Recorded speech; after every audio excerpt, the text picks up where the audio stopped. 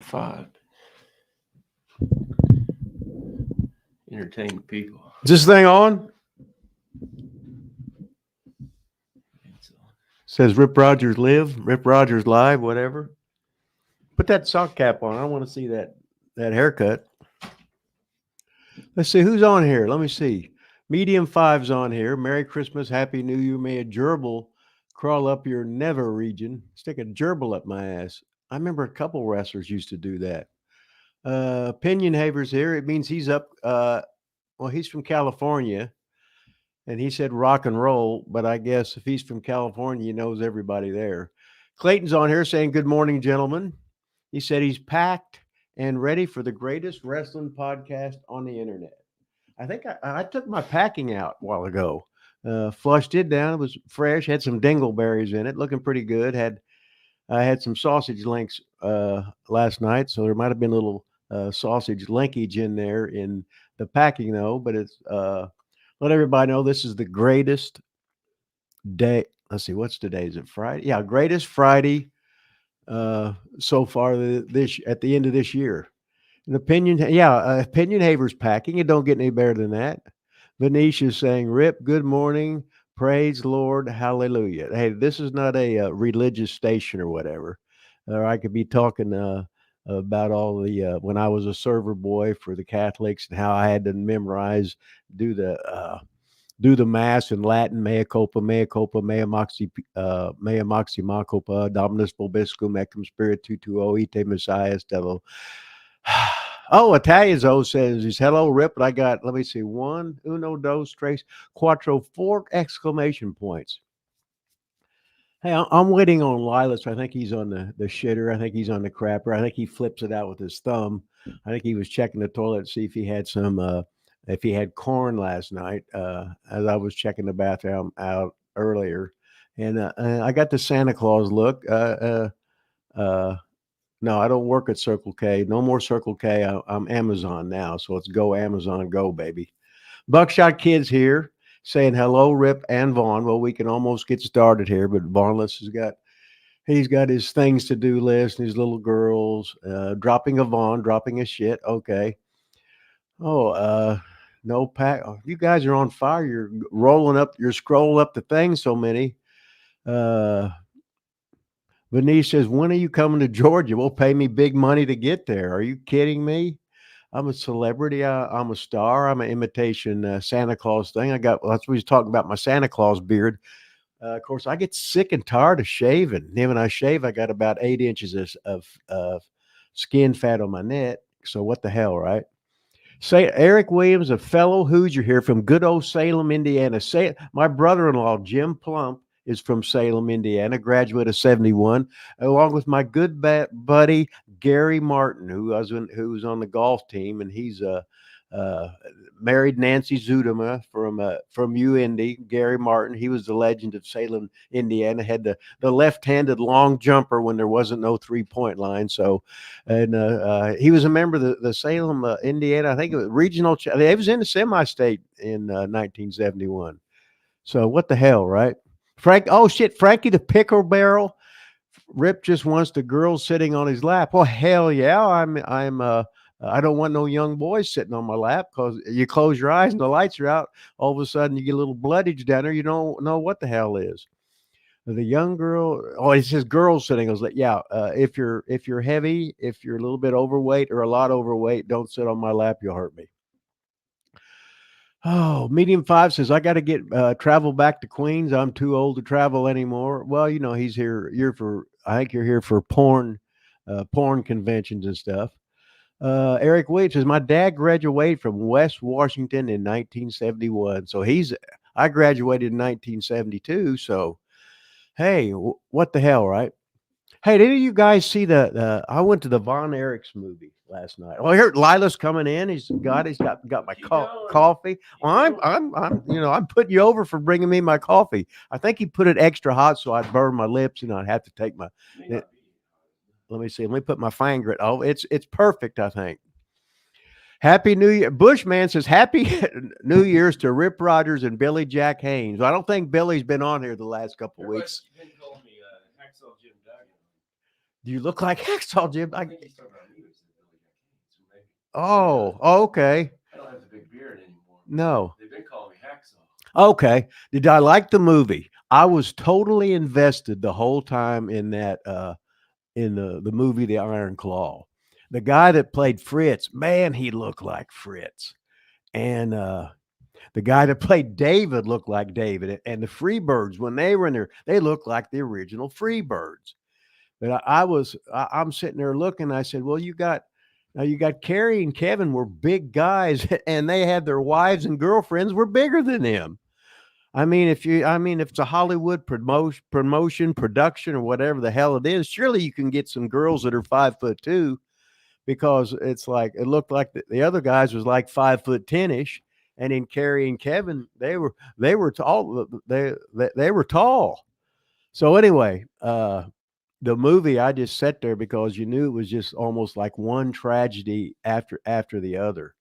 And the guy that played Ric Flair, oh my God, hell, they should have had the Nature Boy in his 70s, and they could have played the star filters with the black and white thing. He could have played himself better than anybody, but that guy played with him. I said, oh, this is a hell of a ribbage. But anyway,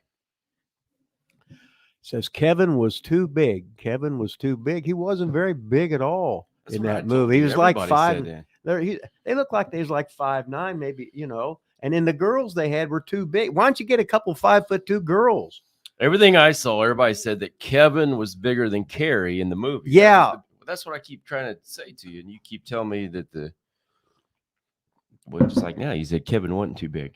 So everything, I haven't seen it, but everybody kept saying Kevin was bigger than Carrie. So I don't know if that's true or not. But. Well, Carrie weighed more. Carrie was jacked more. In the movie? I'm not talking. I'm talking the movie. That was people's complaint. That they had him like reversed in the movie. Who was bigger than in real life? Height wise, I don't know. I just knew David was the tallest one. And I met David the first time I was wrestling in St. Louis for wrestling at the Chase, and he was there. And then a couple of years after that, all of a sudden he was dead. But yeah, he was. They always said he was the most talented Von Erich. The other ones were sort of wild. But hell, if I know at the time, I wouldn't know what a good worker was at the time. Anyway, I was so shitty. But the Von Erichs, when I was working for Bill Watts, I was going over and working for shots for Fritz. So I would go to the Dallas, the Sportatorium. Then I'd go and went over to Fort Worth. And work. I had to work with Mil Mascaras. Mil no sell Mascaras, just pay me. So Neil there, and the Von Erichs their TV, their syndication was with some like the Religious Network or whatever it was. But their TVs were stronger in Watts's areas. Watts's, where his heyday was. So he'd bring his boys in all the time, and they were like the rock stars coming in. I worked 2 Superdome shows for Watts, and they'd always have a match or two from Atlanta, Superstation TBS, a couple matches from World Class Championship Wrestling, and then Watts's guys. And in one of the Superdome shows in New Orleans did over 35,000 people. That's a lot of people considering it wasn't like WWE where they leave the town dark for 2 years and then they run the big super show. We ran New Orleans every week of the year. It was just I always said that New Orleans and Memphis were the best wrestling towns in the world. They could go weekly and they could do a sellout at any week. But Lilas is here. He's ready to go. He's got his sock cap in place. He's got show, man. He's got the Rip Rogers shirt on. At least wear our own shirt. Yeah, well, it'd be nice if you plugged it. Yeah, I got it out in the car. Bought you one, gave you one. Be nice if you actually wore it. Which I left it there. I was going to put it over this one and then do the first hour and the second hour and then rip it off and have another one. But I mean, you never sit up really enough to see your shirt. I'm sitting up. No, you're 6'5". Used to be 6. I'm probably crumbled down to 5'3". This is what I am. Maybe we start having you do it like this, holding the mic, leaning back a little bit. There, look at that. Oh shit, I'm almost as big as you now. You can see the whole boys club on your shirt. I can see the boys club, but I can't see that. Instead of wrestling with Rip Rogers. You don't need to see that. I tell you that every week. Why do you need to see that? I read it to you every week. Oh, when you left me here by myself, I was saying hello to everybody. Buckshot Kid, this and that. Oh, okay. Give me this and that. Oh my God. What's that say right there? Wrestling with Rip Rogers. Yeah, there you go. Okay, ask Rip Rogers Yeah. live. No, Von Lila's sitting on there at all, so you should be able to do this no problem. Yeah. Oh, dropping a Vaughn. Oh shit, who said that? Oh, Italian. Me and Italian got heat. Remember last week he called me a baby. I told him to fuck off. Well, you are a baby. We got heat. I'm with him now, and I'm just going to put him on the Rip Rogers bandwagon, and we ought to give him and I'll have him let him do a free question today because he was on your ass, how you abused me, and I'm really near death, and you abused me, but you did give me the coffee, and got the Coke, but anyway, and just think of what the opinion haver's on here, and he has to get up 3 hours in California. Of course, he knows everybody in California, so it don't get any better than that. And instead of have the army of two, he's actually the army of the one. Oh, I was talking about. Did you ever wrestle Kerry Von Erich? Yes. Okay, you'll like this story. Tell him, not me. Tell them. Okay, I'm wrestling in San Juan, Puerto Rico, the stadium show. So me and Kerry's going 30-minute draw. So, and Kerry acted like he was about like a 14-year-old kid. He was so cool and so funny. So we're wrestling in the ring, and first of all, he goes, "Hey, Rip, we're really getting over. Listen to the people." I said, "No, Kerry, sit here in this hold. Look up there. There's a couple of marks are fighting," and they were.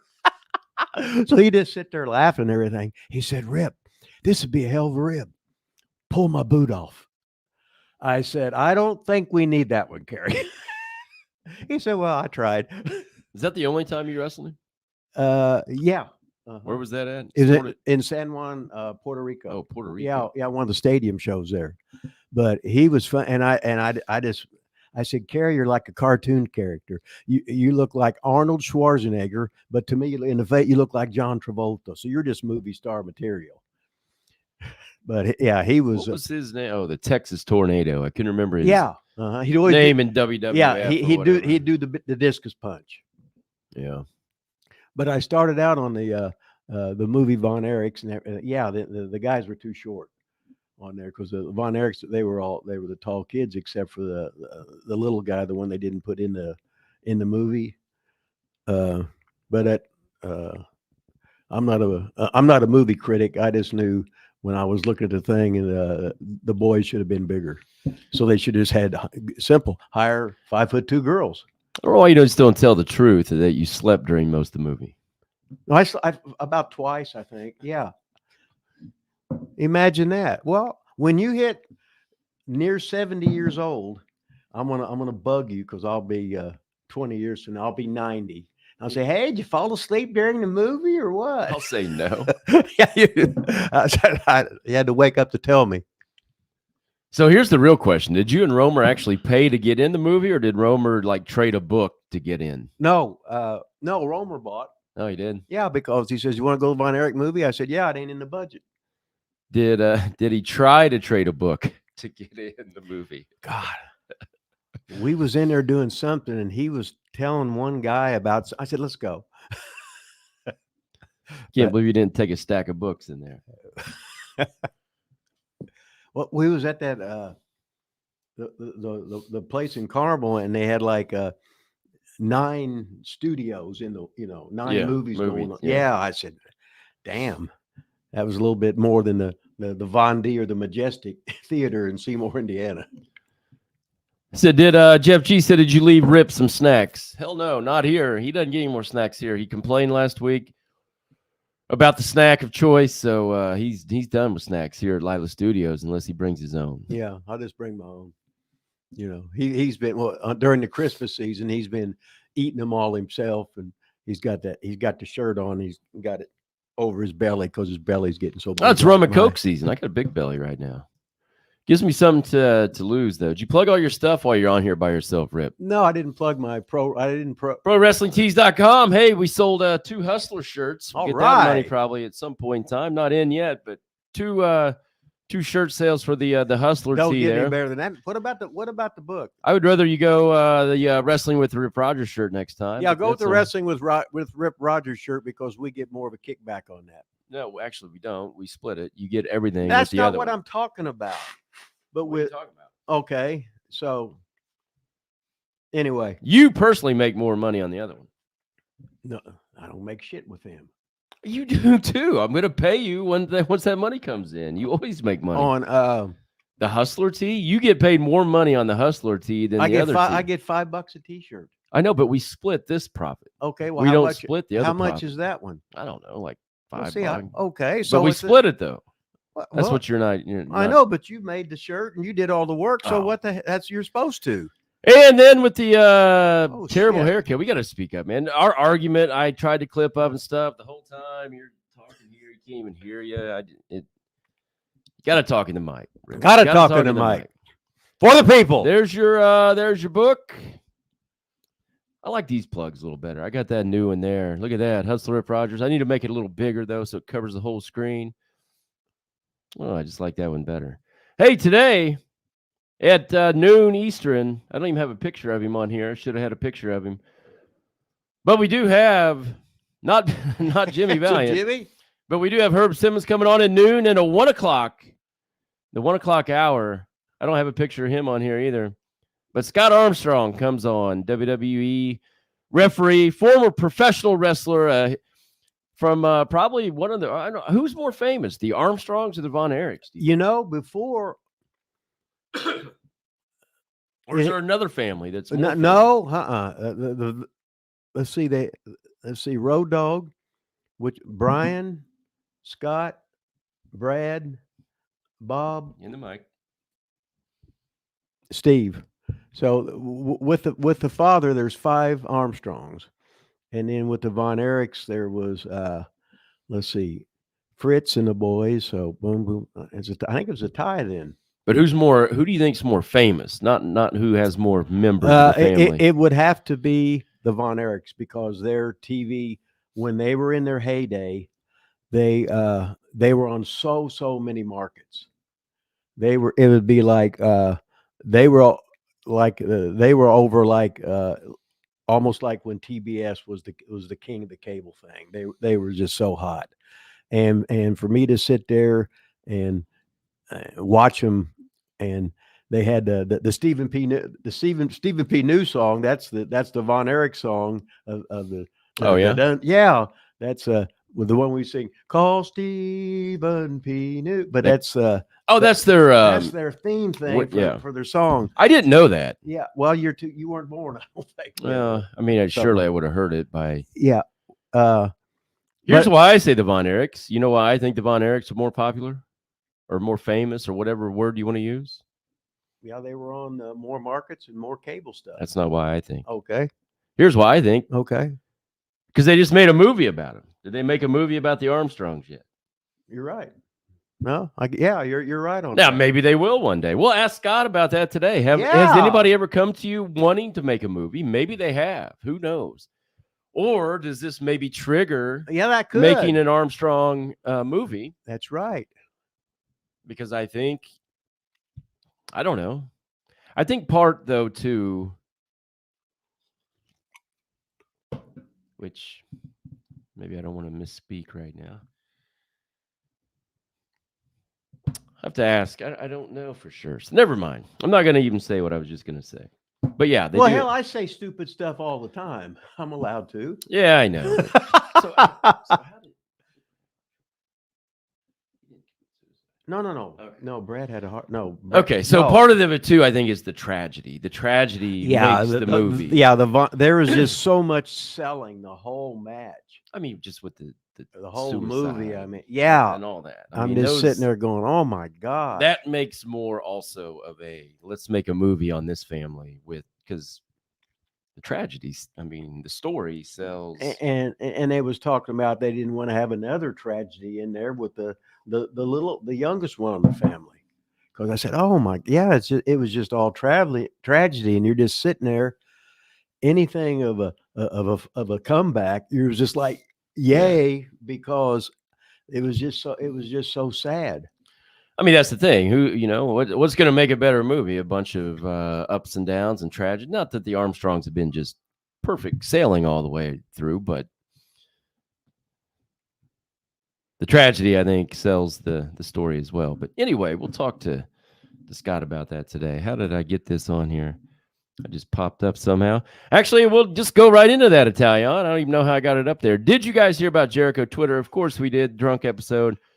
Jim Cornette brought up you guys' interview with Stephen P. News. So, yeah, we've been we kind of broke the internet, Rip. I mean, starting was the Ace deal, leading into Stephen P. New.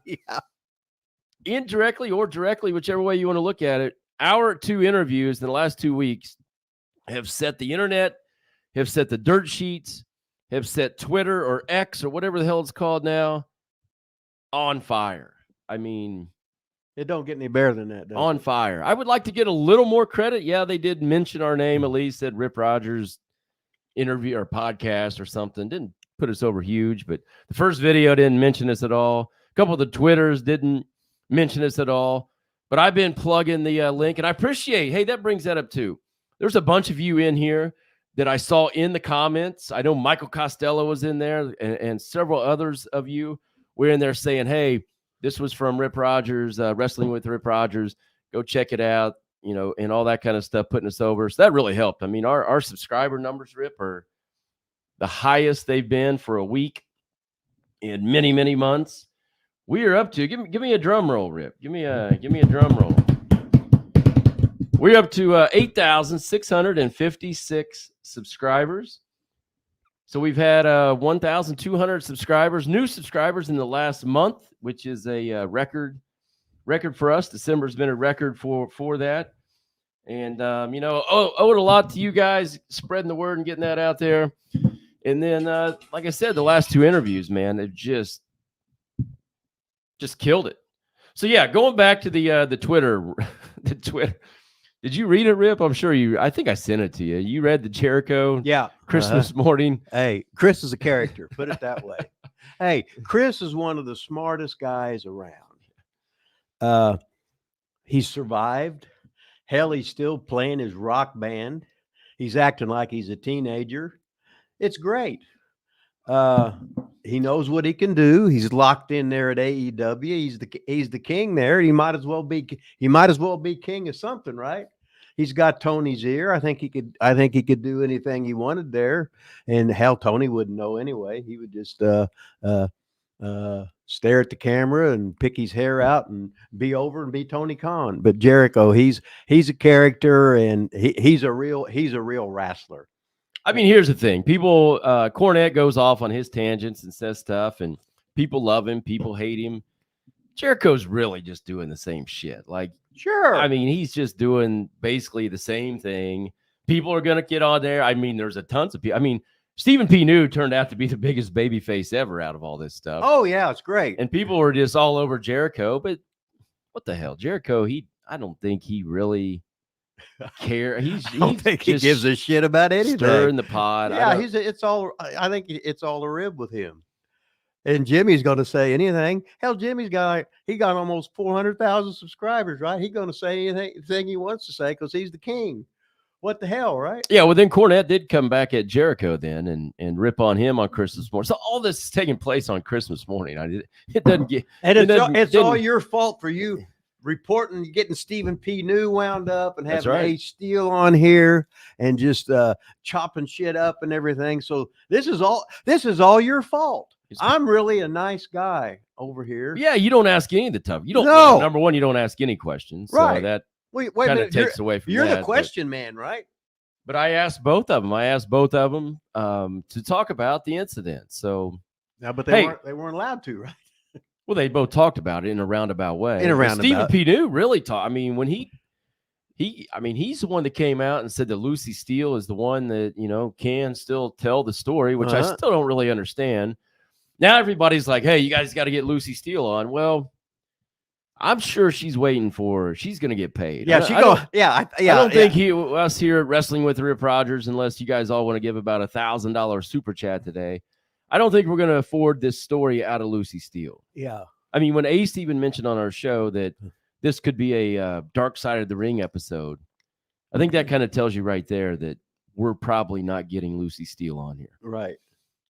No, she's going to be now, as Ernie Ladd would say, her name now is Big Money. Big Money Lucy Steele's what it's going to be. She can get it too. I mean, It's unbelievable. All the comments and tweets, and everybody wants to hear from her now too. It's just crazy. Hey, Ann, you say it's all my fault. Stephen P. New, he's the one that went No, wait a after minute. Jericho Wait on a minute. Twitter, Wait a minute. on X. Wait a minute. Da-da-da-dun, da-da-da-dun. Call Stephen P. New.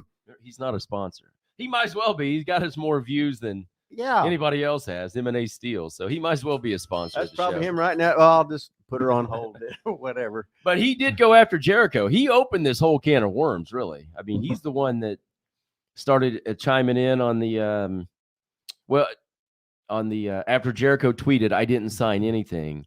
Stephen P. New went right after him. So that's the funny thing, too. Jericho probably didn't sign anything because he wasn't there. He was in a press conference.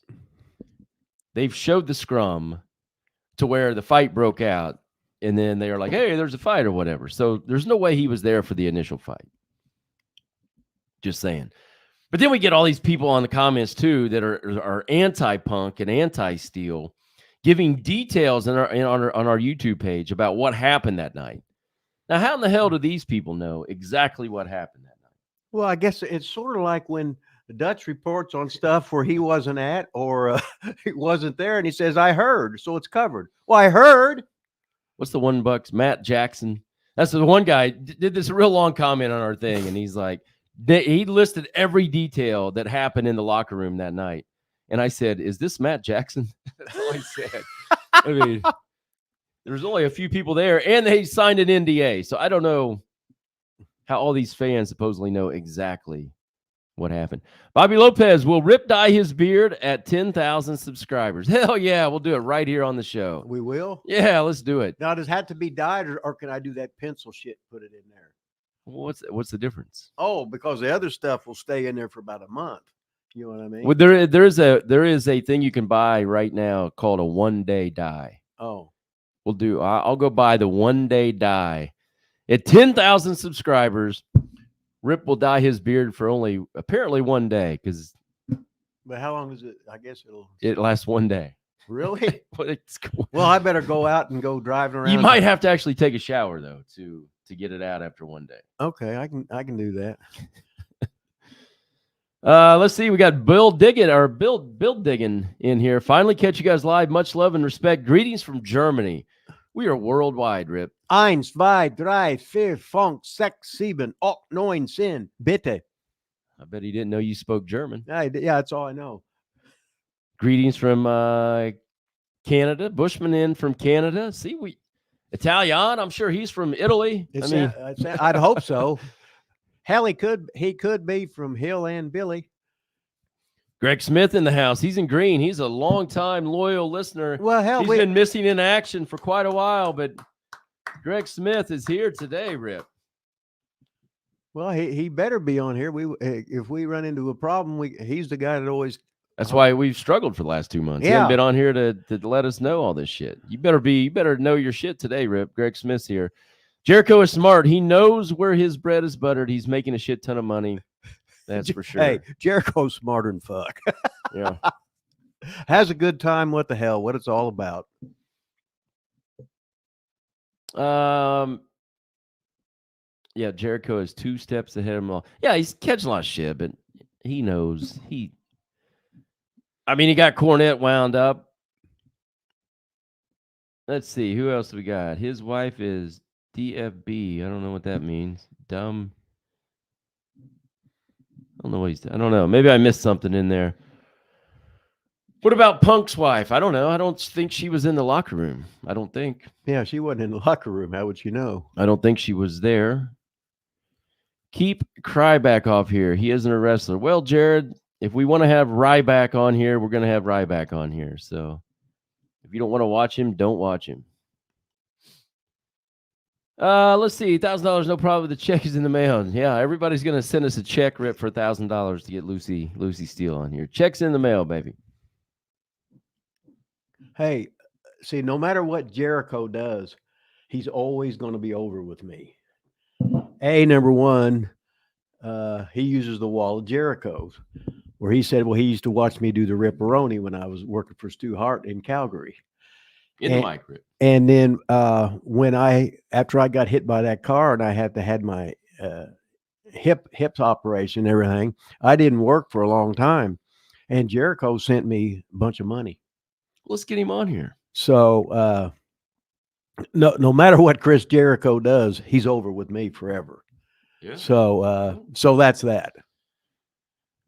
He's allowed to be an asshole, a dumbass.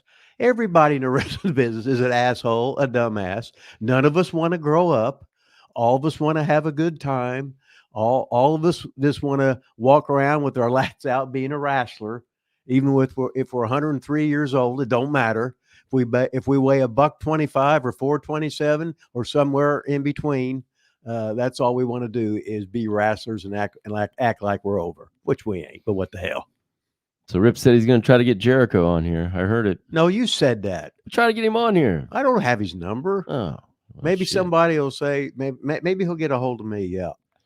Chris Jericho, if you're watching this show, which I figure you and Tony probably just sit around and watch this every Friday before AEW. What's on Friday nights? Not Collision, not Dynamite, but whatever Friday night is. I can't remember. I bet they're watching it right now. John Tucker, we're $2 closer to getting Lucy Steele on this show. All right. Thank you, John Tucker. Do you remember when Ernie Ladd came to ICW? Of course, I remember he come in for a Tuesday, a Wednesday, and a Thursday. First, he was in Johnson City on a Tuesday night. Wednesday is the Capitol Plaza Sports Center in Frankfort, Kentucky. And the next night, he set the record-breaking crowd in Beckley, West Virginia. So the big cat was in for 3 days, a Tuesday, a Wednesday, a Thursday. And Ronnie Garvin got him in there. He got the king Ernie Ladd, 6'9" and Texas tall, coming to ICW. And the king stole the show, baby. How was that? It's great. It's the best thing you've done. And Rogers, who's the best heel you ever seen? You, Ernie.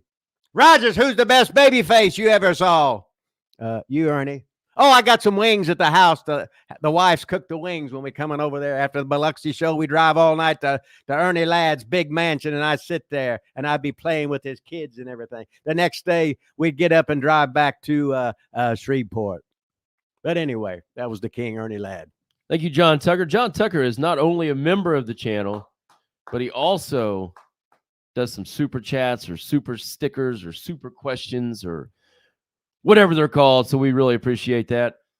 To piggyback off that, Rip, now, when Ernie Ladd came into ICW, that would have had to been before you lived next to him, right? Yeah. So that would have been the first time you met him? Oh no, I met him wrestling for Bruiser. Oh, really? Okay. Yeah, and for the Sheik too. Okay. Yeah, no. At one time, Ernie Ladd was the most traveled star besides the champions of the NWA. He was so over, and it was so funny. He might be in Los Angeles being a babyface like Monday and Tuesday. Then he would come back and work Mid-South like Wednesday, Thursday, and Friday. And then Saturday he might go up to Bruisers, and then Sunday he might work for the Sheik. But he actually had the house. He had the house in Houston, though. Now, was he a football player? My God, he was all pro. I don't know how many times in the AFL. But he quit playing. He had 11 knee operations playing pro football, and he was with the Kansas City Chiefs when they were in the AFL was sort of like the ABA in basketball. They had all the best players, the coolest uniforms. They were like the Outlaws, and where the NFL and the NBA was always the conservatives. Put it that way. The rich old guys that own the teams and everything, they'd play walk 'em up basketball. But anyway, I'll just start talking about nothing. So what the fuck? So why do you think Ernie was so over where everybody brought him into their promotion? Was it because of football? Because he was so big? Because of his charisma? What? That son of a bitch is all of the above. He was legit 6'9" and Texas tall, Rogers. Plus, I got the afro up for 4 inches, and he wore the big old heels. That son of a bitch was 7 foot something when he'd walk in the room. He would command your attention. You say, holy shit. And he was an educated man too, Rogers. Ernie could talk some shit, but it was so funny. He just play back and forth, being a good guy, a bad guy, and he'd basically say, and his big thing, he'd always go, "Let me tell you something, Mr. TV announcer," I remember because that, yeah. he would say that because He he'd never have knew to that. think, where am I at? Yeah. Oh, I'm talking to Sam Miniker and Dick the Bruisers. You know what I mean? Yeah. I'm talking to the announcer for the Sheik. I'm talking to the announcer at the Olympic Auditorium. I'm talking to Frank Bonema in Portland, Oregon, or I feel whatever. like there was somebody else that did that too, but maybe several people did it. Probably, I don't know. but as far as I know, but I only go back. I only go back so many years. Ernie was the original of that, but most of the stuff in the wrestling business, anything I would do, you copy from somebody else. You see it when you're a mark, and then you want to do it. No, I just remember I read like a story on it or something, or maybe I don't know. Maybe it was Ernie Ladd. I can't remember, but I know I've heard that somebody doing that before. So we got money here from Germany, Rip. I don't know how. Do you know how to say money or Deutschmarks? What kind of currency it is? So we got some Deutschmarks coming in here from. Well, maybe they bull digging, baby. I guess it used to be the Deutschmarks, but then they might have some kind of universal thing. I think they got a universal money thing in Europe now, because it's like when I would go, like you go to Mexico, you got the pesos, you got the in Germany, you got the marks. In Japan, you'd have the yen. So you had all these. You had to have your computer in your head to figure out how much money that was. Okay, well, figure out. Use your computer. Figure out how much money this is and how we're going to spend it if it translates to us. Which town for CWA in Germany, Austria had the best rats or story? Anything from? Let's see, Dortmund. No, not Dortmund. Hanover and Bremen did. Yeah, in Hanover, we wrestled 70 days in a row there, and in Bremen we wrestled 42 days in a row there.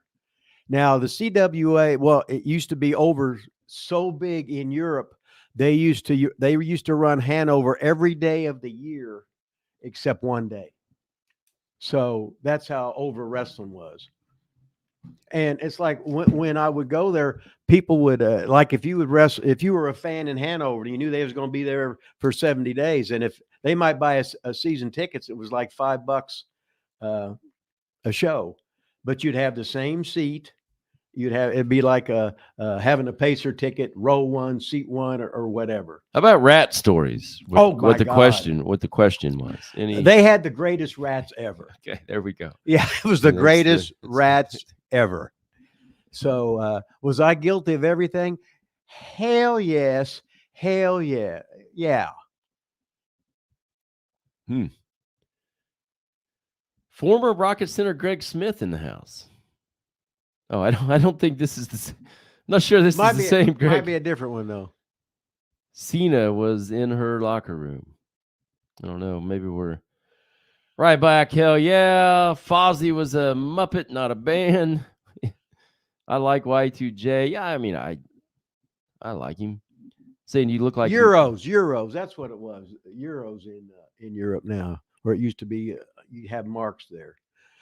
Hey, if you got somebody going to share this to X and tag Jericho in it, that's awesome, man. If you can clip this little thing up and put it on X and tag Jericho, it'd be great.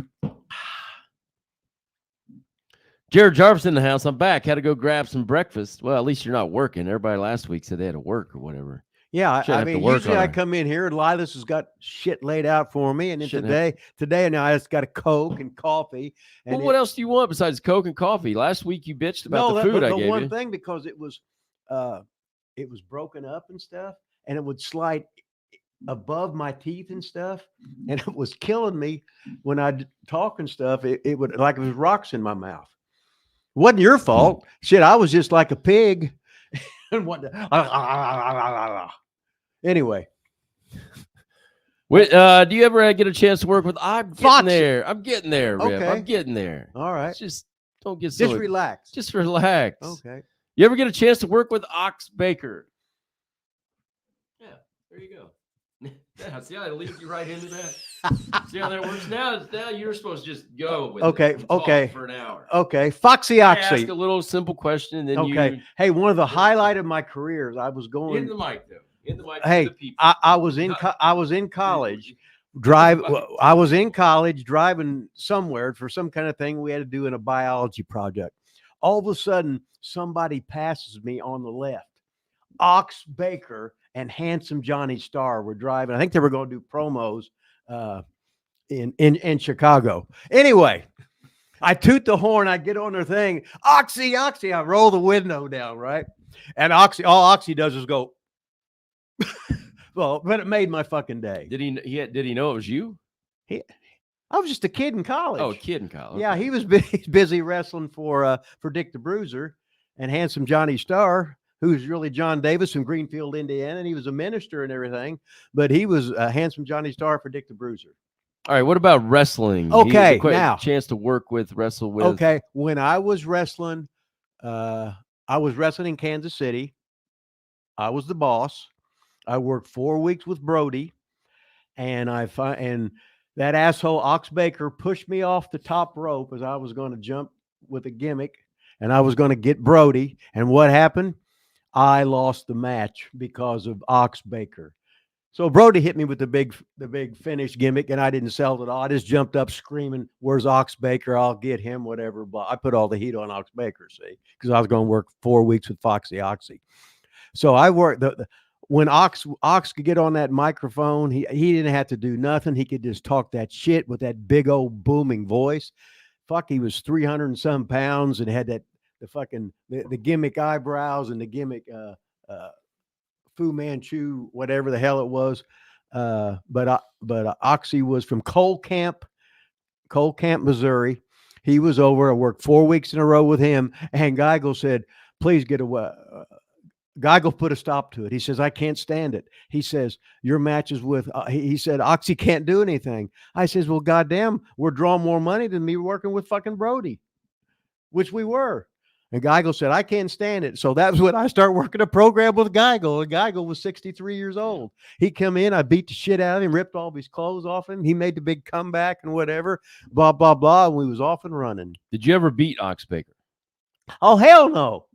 I couldn't beat Foxy Oxy. Did you ever take the heart punch? Just he hit me with a heart punch, and it hit me, and I went through the ropes to the floor, and I got counted out, and I still laid there, and all the heels come out and carried me back to the dressing room. So you lived to tell about it. That's good. Yeah, but Foxy Oxy had those two guys that he killed with a heart punch. Well, really, they had heart attacks, etc. But what the hell? Oxy says, "I'll jump on that bandwagon." Now you remember him painting his toenails. That's when Oh my God, yeah. I had the red toenails because I saw Foxy Oxy painting the red fucking toenails. It's imagine when Ox is a professional wrestling superstar, and I'm just a rookie greenhorn hanging around, and there's Foxy Oxy telling stories about all this shit. Shit, you just want to be in the fucking group, and you just sit there on every word they say. He could have been like Dusty telling a story. Don't know if there's not one, if any one word at all was the truth. It didn't matter because you were mesmerized by fucking Foxy Oxy. Who would he came with to the Seymour Armory? So that's when I met him as a kid. The King Carl was doing concession stands, and my cousin Jacob Baker was with me in the concession stand. Ox Baker comes to the concession stand like after his match, before his match. Oh, he wanted some free stuff too, didn't he? Well, we're not going to charge Ox Baker. So he wanted hot dogs. Yeah. So he sits down like in the concession stand. Could he get up? And wanted hot dogs. He had flip-flops on. Yeah. And his toenails were all painted. Uh-huh. And he said, "What's your name?" And he said, "Jacob Baker." And he goes, "I'm your uncle." And then Jacob that's scary. started like crying. He's like, "You're not my uncle. You're not my uncle." We were like Foxy 6 or 7. "I'm your uncle, boy. Your last name's Baker. My name's Baker." So who would that have been? Who would that have been with? Dick the Bruiser group, ICW, somebody you? I'm trying. It had to have been like 1980, somewhere in there at the Seymour National Guard Armory. God, I don't know how we did it, how I organized everything. Pretty wild. Talking about Ox Baker on The Price is Right. I've seen that episode. Yeah, did you ever see the episode of him on The Price is Right, Rip? I've seen clips of it, yeah. That was a long time ago, but fucking Foxy, he was just a total gimmick on there. It was great. Said Pinion Haver in Green, baby. One of the longest living members of the show, Opinion Haver and Michael Costello. I'm quite sure Jericho has said on more than one occasion he should have Rip on Talk is Jericho. I think that's Jericho's podcast. Yeah, let's get him. Hey, if Jericho won't come on here, then get Rip on his show. Yeah. One way or the other, we need to connect here. Yeah, we'll do that. We'll take that. That'll be fine. Look at John Tucker, man. I tell you what, I don't know how we have this show sometimes without John Tucker and Michael Costello. Lanny hit Crusher with a crutch in ICW Open. Well, Crusher was a bad guy at that time, and he had done something, and it might have been a thing where Randy come in on the crutches like Randy would say, "I am ill, I am sick," and he would come in on crutches, and they tried to do something, and Lanny got it and popped old Crusher with it. But that was awesome. Crusher was awesome. I think I just saw he's going to be on Conrad, maybe. I think possibly. George Gray, One Man Gang, a Panama Gang. That's right. Other questions? We got about 14 minutes here until Herb Simmons joins us live on Wrestling with Rip Rogers. Looking for some more questions. If not, you're going to make me talk about AEW and who the devil is. Any idea who the devil is, Rip, on AEW? No. But Nick Wayne's mom, yeah. she's working her first convention. I seen the thing on my phone this morning. They're some convention. She's working out a autograph thing and convention. She's TV star with AEW. So Nick Wayne will be at the convention. Mama Wayne will be at the convention. That's the one thing. That's somewhere in New Jersey. One thing I heard on Cornette, he said, well, at least Ace Steele's wife now has a name, Lucy. Yeah. He said, just like Nick Wayne's mom, we always said Ace Steele's wife. It was always Ace Steele's wife, Nick Wayne's mom. Now we at least say Lucy. Oh, so, go ahead. Dylan Bostic, his mother, she changed her name to Dylan Bostic's mom. So when something would pop up on Facebook, or whatever, it was from Dylan Bostic's mom. So she was over as that. Great seeing Herb on. Well, stay on here. When I met Jericho, he put Rip over big. Well, that's good. Clayton, what color is Vaughn's beard dye? Mine's getting gray. Mine's getting real gray. I've been on vacation. Haven't dyed it for days. I've got the, I just bought, it's called like salt and pepper. So it like leaves some gray in. Cause I mean, I'm 50. I don't think I need the Rod Steel jet black beard. No, you need to see, like I'd have the ice white hair, then the jet black beard. You dye your hair and your beard. No, I don't. This is natural. I still think I need both. I mean, Steel Man looked good in his. I mean, he just painted that thing as black as could be. They need a Stacy Moms remix for Nick Wayne's mom. That'd be cool. I like that. Could MJF be big in WWE? Hey, let's put it this way. Go ahead. He's got the free reign to say anything. Who? MJF. You haven't been watching lately. Oh, yeah. No, I haven't. He's been rotten. Has he? Oh, whatever they have him doing now is just horrible. Is he trying to be a baby face? Yeah, it's horrible. He's a pussy. He's a he's a normal baby face now, right? He's not MJF anymore. He's horrible. Well, he's going to have to. Cornette just said I had to fast forward my first MJF promo ever this last week. Well, he wants to have friends, and he does what all the rest of them are doing now. It's been brutal. Well, I guess the restrictions, if he can't say what he wants to now. So I guess the boss is telling him what to say. I don't know if he just doesn't know how to be a baby face or they're telling him what to say. I have no idea. Okay. Now here's the thing. He's great at what he does, but he hasn't been in the business this long. Correct. So he's doing stuff. He's throwing shit against the wall and see if it'll stick. And no matter how great he is, he's green. Yeah. He is green. See, years ago, you'd work 1,500 matches in 5 years. And now they go there. They said, oh, it's like in WWE. Cody Rhodes has worked the most matches in this last year, 100 and something. I'm going 100 and something. shit, guys, you know, they used to be on the road working and working and working and working and working and getting better and getting better and getting better. That's why everybody could call in the ring. Now nobody can call in the ring. But anyway, I get off on one tangent. To answer You know your how that question, is. I mean, I still think for today he's not tiny. I guess he's not a big guy. No, he's about my size. He's put on a bunch of size, but I don't know how much WWE's testing. I mean, he's obviously got like the back knee all over, and he's gotten real big muscle. Yeah, he's muscle on. wise Yeah, lately. he's definitely on the shit. I don't know if that's going to fly in WWE. What he's going to look like getting off of that. That I'm as I like you said. I think he's on something probably. I don't know how that's going to fly, and they're burying him so bad right now in AEW. He needed to get out while he was hot. I don't know, but we got somebody in the waiting room, Rip. Let's just go ahead and get there. Look at that, man. Oh, I gotta change our background. Nice intro, Rip. Well, there's Herb Simmons. Hey, can you hear me? Yeah, I can Yes, hear we you. can. We just flipped over one. I'm looking at the pictures here. You got a picture of Brody. You got a picture of Larry Matisak. You got a picture of Sam Muchnick. And we was talking earlier before how I worked wrestling with the Chase because David Von Erich was there because we was talking about the Von Erich movie and everything, and I was talking about how the guy that portrayed David looked pretty much like him, and I started laughing. It looked so good. And the guy that portrayed Fritz, I said, man, he's just like Fritz. Because I used to work for Fritz. So I went.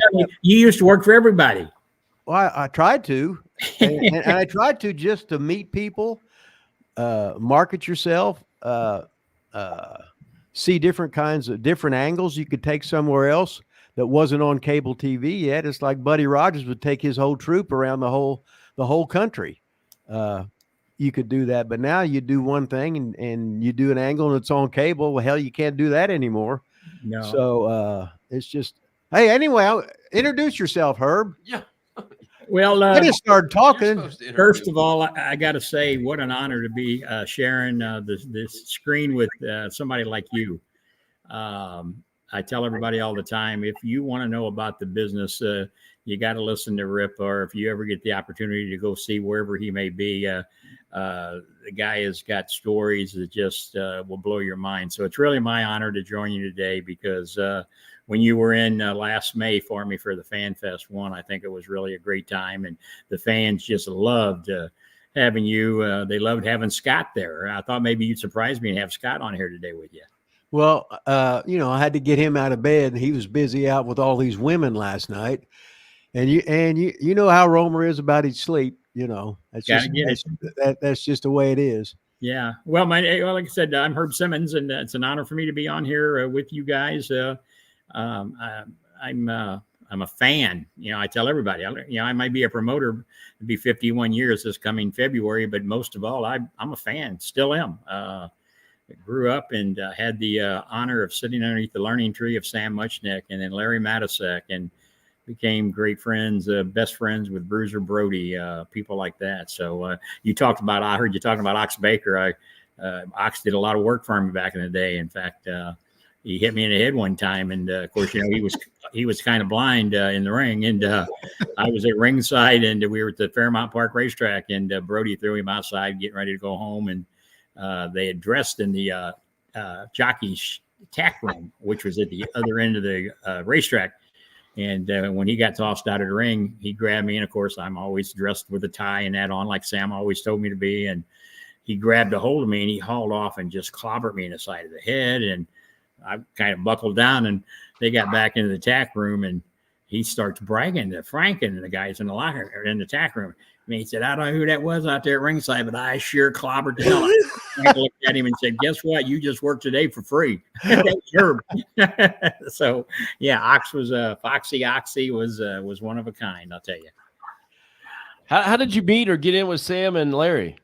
Well, I grew up in the St. Louis area. I was on the Illinois side, but Larry and I shared a lot of common things together, law enforcement. His father used to be what was called the ESDA, Emergency Service Disaster Director in the town of Belleville, Illinois, where Larry lived, born and raised at. And I am that person now. After all these years, that's my day job. But Larry and I shared the law enforcement. They had an auxiliary police department that Larry's dad was the chief of. Then Larry, later on in life, became the chief of the auxiliary police department. And I was in law enforcement. I was a former police chief. Been now the mayor of my hometown 48 years here in Illinois. People asked me, said, boy, you don't believe in term limits, do you? And I said, yeah, every 4 years, and people have a choice to vote me out, if they want to. So, and I always say, they say, well, why you been the mayor so long? And I said, it's real easy. It's two reasons. Either I'm doing one hell of a job or nobody else wants it. And it's probably the latter of the two. So, but yeah. And then, like I said, back in the 70s, got to walk into Larry started with Sam when he was 16 years old. Didn't even have a driver's license. His father would actually drive us to the office. And Larry went there, applied for a job, and Sam afforded him the opportunity and, told him, get your education and stay in there. But Larry only had really his main job in his whole life was wrestling. He would get a couple of jobs, but if they wouldn't let him off on that Friday night to go to the Kiel Auditorium, he'd quit his job. And that's just the way he was. He till the day he died, he lived and breathed professional wrestling in St. Louis. But like I said, I walked in and Rip, from the years you being in and out of Kansas City and St. Louis, a lot of the guys like Fritz. I walked in one day and Fritz is sitting in Sam's office, and I mean, they're having a discussion over the title. Of course, that's where it was controlled by Sam for all those years he was the NWA president. Or you walk in and there'd be Bill Watson, Whipper Billy Watson sitting there, or Big Thunder, Gene Kaniski. And what Sam told us, he said, what you hear and what you see in this office stays here. He opened up his file cabinets and he said, you can go through anything in these file cabinets you want. Nothing leaves this office. And just to sit there and read paper after paper, the antitrust lawsuit. I've got that full copy of it that took place. So all of those records I now have. Sam had left them to Larry, and of course, when Larry passed away, I got all of that information. I got all the records from every match that ever took place at Wrestling at the Chase or at Kiel Auditorium. Got the good part of the TV collection off of KPLR TV Channel 11, because that was the station that Sam and the owner of the station, Harold Koppler, made a handshake on an airplane and started in 1959. But Sam, it never had a contract. The Harold Koppler, who I'm actually inducting him into the Hall of Fame next year here in St. Louis that Larry and I started, because he should have been in there a long time ago. But because without him and the TV, there would have been no Wrestling at the Chase program. But Sam and him was on an airplane coming back from a trip, and they got to talking about, hey, I got the talent, you got the TV. And back in the day, the TV was actually going out filming Little League baseball games because they needed material, they needed programming. And so it kind of worked out good, and it was a match made in heaven for the fans, because at one time it ranked higher than anything else that was being shown on that TV in the St. Louis market area. Can you explain, which I'd never seen before, of course I was just a little goof anyway, how Wrestling with the Chase was so different than anything you'd ever seen before? Yeah, and real quick, I'll tell you, I don't know if you saw, Rip, but just here recently, I got to come full circle. Larry and I always wanted to put a show on at Wrestling at the Chase Park Plaza Hotel. And the owners over the years, we don't want to see all that TNA stuff and what Vince was doing. And, we're not into that. So we could never get in there. Well, just recently, I was asked to come and produce a show there. And the ironic part is the Harold Koppler the gentleman who I'm inducting into the Hall of Fame, his grandson was the person who reached out to us and said, "Hey, we got a private event we're doing. It's in what they call the YPO organization. They help young people get their career started, and we're going to do it on a Sunday afternoon. It's going to be great." And so I'm thinking, oh my gosh, I'm going to go in to the historical, beautiful Chase Park Plaza Hotel, which is still the same way it's been. The same chandeliers are there. And I've attended many, many functions there, political functions. And every time I've been there over the years, whether it be for a political function or a fundraiser, what it may be, somebody would always say, "Man, if these walls could talk, you could hear Dick the Bruiser, you could hear whoever it may be, Fritz von Erich or Cowboy Bob Ellis." And so it was a dream come true for me. The only regret, I wish Larry would have still been here with us to enjoy that. But what made the Chase Park Plaza, just like I said, as you know, from being on the road, you may wrestle in some barn stall somewhere or some old broken down building. But when you came to St. Louis, the Chase was the place. Kings and queens, they all performed there. All the great movie stars, Frank Sinatra, you name it, they were always there. And that's how it got the name. The Chase was the place. But it was a place where the men and women would come. And in fact, I've got one of the tapes that dates back to 1962. And they show the crowd shots, and they had the tables set up with the white and tablecloths, and the gentlemen would be in their tuxedos smoking their stogies. The ladies would be in evening gowns with gloves on and pearl necklaces on. Mickey, I'm sure you remember Mickey Garagiola, the brother of Joe, who was the first play-by-play announcer in 1959, and then went on to fame with Good Morning America and all that, in the St. Louis Cardinals. But Mickey always told the story. He said it was a common thing. You tell your girlfriend, "Come on, we're going to go out. We're going to go down to the Chase Park Plaza. We're going to go see a show." And the girls would all get dressed up, and you'd pull up, and they'd have valet parking back there also. And you'd walk in and hear in this beautiful Coruscant room, this smoke-filled room, the ring sitting in there. And the girls would stop and say, "Well, wait a minute. I thought we were coming for a show." And Mickey'd say, "We are. Go over to the hot dog vendor over there, and we'll be at table such and such." And it was just a place to be. They put 1,000, 2,000 people in there every show, and it was a place to be. And a lot of the legends that are out there now, I call you guys all legends. You're a legend. Yeah, Rip, you're one of the best. And a lot of them have said you didn't make it big in the business until you made it to St. Louis and wrestled at the Chase Park Plaza. So did you wrestle there, Rip? Oh, wow. Let me tell you a little 3-minute story of going there. First of all, it was me and this guy named Steve Cooper, who's working for Dick the Bruiser.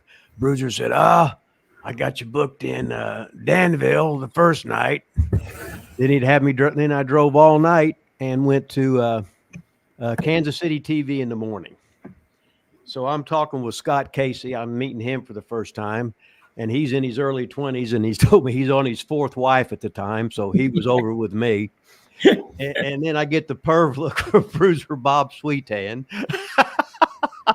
Whoops. Mark everything down. And then I meet the Bulldog Bob Brown, and Guy go. And then that night we have to go work St. Joe TV. So we work St. Joe TV. So then we drive on the way home. We're working at the Chase.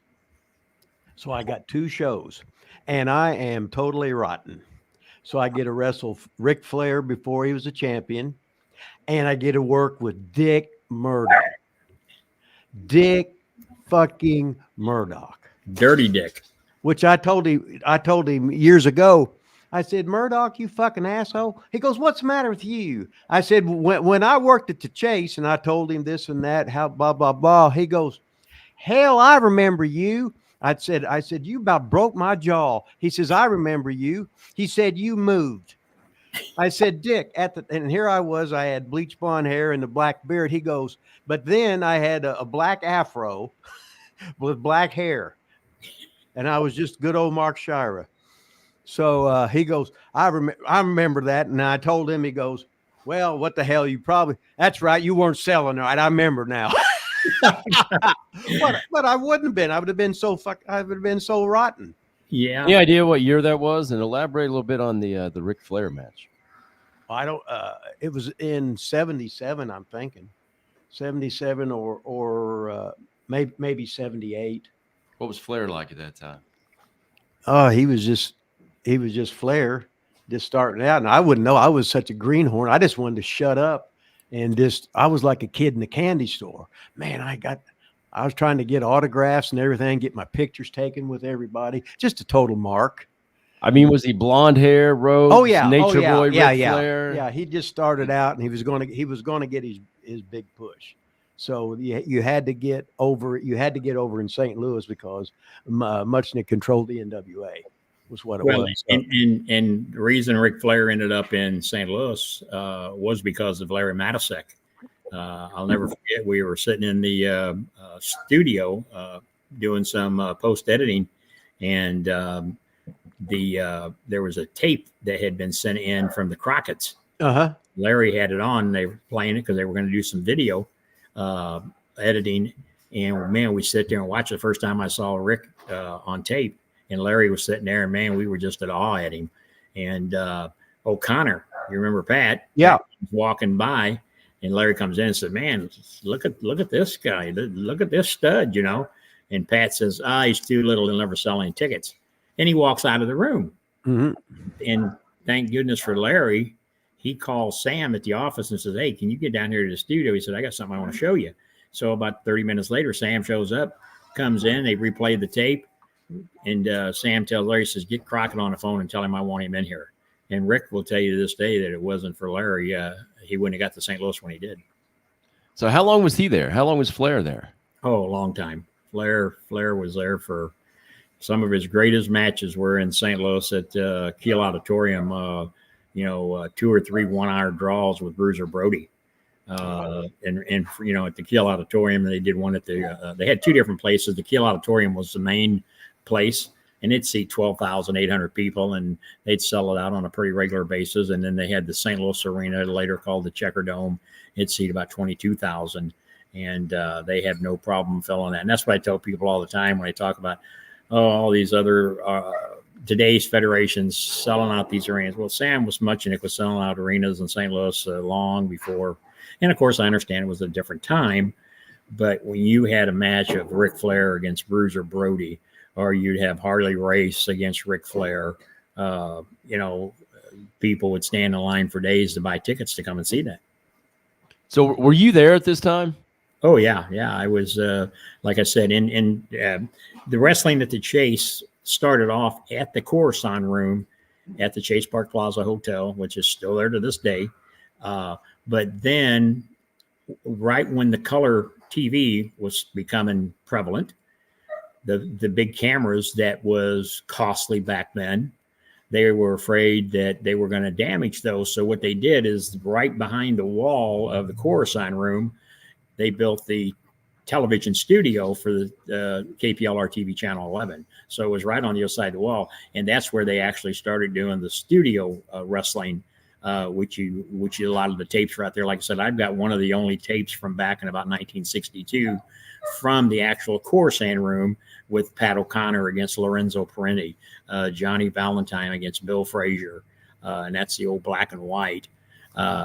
And that's the one it's been out there around the world forever and ever. Joe Garagiola is a play-by-play announcer. And after the end of the match, Joe would always recap the matches of the day, the show. And he brings Pat O'Connor down, and Pat's putting some of the holds on him, the reverse chicken wing, and then he puts him in that reverse rolling cradle, and he's got him and Joe signing off the air as he's laying in that reverse rolling cradle and saying, "And our opening match, you saw Johnny Valentine with the Arm and Hammer," as he called it, against Bill Frazier, and then you saw Pat O'Connor beat Lorenzo Parenti. But then when they moved into the studio, it was more cost effective for the TV. They didn't have to worry about moving those cameras back and forth. And so that's when the Chase taping stopped at the core sand room, and they moved it to the studios taping. And that's kind of what we do right now with SICW. We tape 4 1-hour shows once a month and tell our storylines.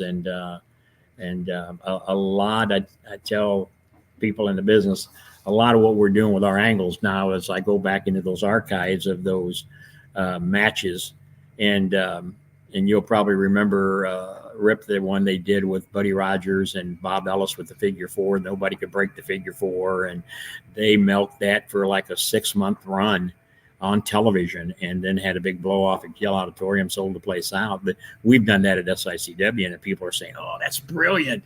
Yeah, it was brilliant. So I went back in the library and got it, you know. So anything old is new again if you haven't seen it. Oh yeah. Which is great. And I don't know any hold, any angle, everything's been done. You just update it to today's world. Well, and that's what I tell people, and I don't know if you'll agree with it or not. Cowboy Bob Orton Jr. runs my training academy for me. And, you know, he tells these guys, you know, basically what you just said. Wrestling back in the day is no different. A headlock is a headlock. An arm drag's an arm drag. What has changed now is a little 3-letter word called ego. And if you don't drop that ego at the door when you come in here, then you got a problem with me.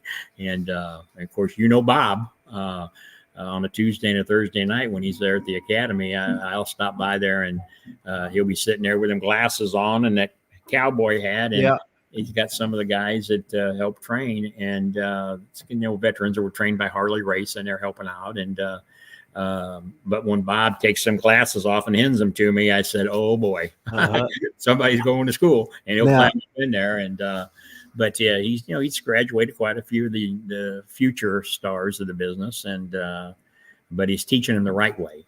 And he's one of the greatest workers I'd ever been around. And he was one of my business partners in ICW when it was the 3 Poffos, and then me and George Weingroff, and then Roop, Orton, and Garvin. Yeah. But we would have some shows, and I asked the miser, I said, on the beginning of the show, they would have the clip, blah, blah, blah. Here's me clotheslining somebody. Here's this guy doing this and that. I said, you don't have Orton on there enough. He said, Orton does everything better than everybody. We can't make this. No, what happens is you're not here. You could be off wrestling somewhere else, but you're still on our motion bumper in the open and the close. So you're always on people's minds. Here's pictures of us we're projecting all the owners and everything, like we're the stars and everything. But that Bob Orton, because I got to train Randy some when he was starting at OVW. Yeah. And then you can't believe really how tall Randy really is. Oh yeah. My God, he's about 6'5". Well, and I remember when Bob called me one day and he says, "Hey Herb, if you got anybody who can work with Randy," because at that time we were running regular shows over a place called South Broadway Athletic Club, who'd been there forever and ever. And I've been there for 35 years helping them. And Bob said, "You got anybody?" So I had Ron Powers working at that time. You remember Ron and Gary Jackson and guys like that they started working out with Randy, because Bob said, he thinks the old man don't know anything anymore. So we gave him one of his first matches right there at South Broadway at Athletic Club. And I kid Bob all the time. I said, "You tell that little shit that when he gets out there on the independent market, he owes me a signing, Yeah. So, yeah. Did you get it? Not yet. He's still there. He's still working, and I'm proud of what he's doing, and Dad's proud of him, and I'm just proud to have a guy like Bob running my training academy, because it's a legit one. It's not one of those ones, well, come on, we're going to give you a little certificate, say you passed, and Bob makes them go out there and work hard. And like I said, the guys that work on it, because my locker room, I'm very fortunate. Like I said, I got guys in there. Superstar Steve Fender was trained by Harley Race. Dennis McCausey, trained by Harley Race. Gary Jackson, who his nickname is the Night Train, got that name from Bruiser Brody. These guys all got out on the road and they traveled with Blackwell, Murdoch, Valentine.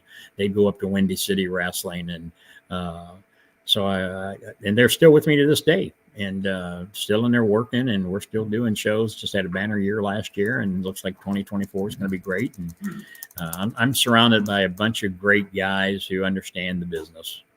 Well, you were just surrounded with such great people. I remember when people asked me about wrestling matches, I said, hey, Google Pat O'Connor, Buddy Rogers, 2 out of 3 fall match, Comiskey Park. In front of 30,000 people.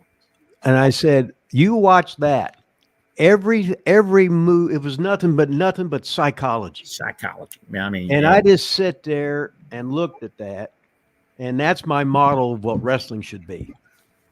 Yeah, that's my fucking model right there. My champion now, the guy we call the Big Texan, and throws a lariat, not as good as Stan Hansen's, but it's dang close. And he works with Bob at the training academy, and he's a historian where he researches all that. And that's one of the matches he tells the students, you got to go watch O'Connor and Buddy Rogers, because no flipping and flopping, it's all psychology, takedowns, and he said, you go look at that and then come back and tell me what you thought about it.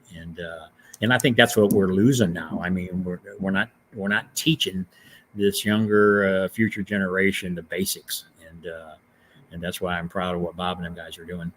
Well, the sad part of it is when I teach guys, I teach nothing but old school.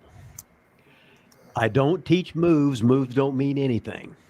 If they get up, well, I guess it obviously didn't hurt them that bad. If they didn't win, if you didn't win the match with it or whatever. When I was working, if I used a clothesline as a finish, I never give a clothesline in the match unless I was going to hit you with it. And if I hit you with it, that was the pin, or I wouldn't do it. That was it. It was over. That was like Bruiser. There was no finish. He says, no. When the Bruiser covers you, you lose. Yeah. He don't have no false pins. He ain't going to cover you unless it's a finish. When he does that atomic drop, or that was the finish. Everybody knew when he was climbing up to the rope. Oh, when I was a little kid, it'd scare me to death. Yeah, it was. Dick and I at one time were on the opposite side of the spectrum. And you may remember when Spike, his son-in-law. Was that when he ran off with Charlotte? Well, yeah, and then all the dirt. And now they're back together. And yes, in fact, they were at Fan Fest in May. And, that's awesome. Yeah, great. That's right. That's right. But I snuck up behind him and I looked at him. I said, "Goddamn, Spike Huber." And Michelle was there. What are you doing? I said, "Oh, fuck, I'm just here with Herb. What the hell, right?" But the first time we worked 30 minutes. We worked a 30-minute draw. The first time we worked with each other, I said, "Man, you are fucking great." He goes, "I didn't know you was that way." I said, "Well, hell, I wasn't. It took how many years to get this way?" Yeah. No, when that whole ordeal took place, of course, Dick tried blackballing him. Business, and Larry and I was the only one who would give Spike work. And boy, I remember Dick calling him, "Simmons, what the hell are you doing? Did you hear what he did?" And I said, "Dick, you understand this is business.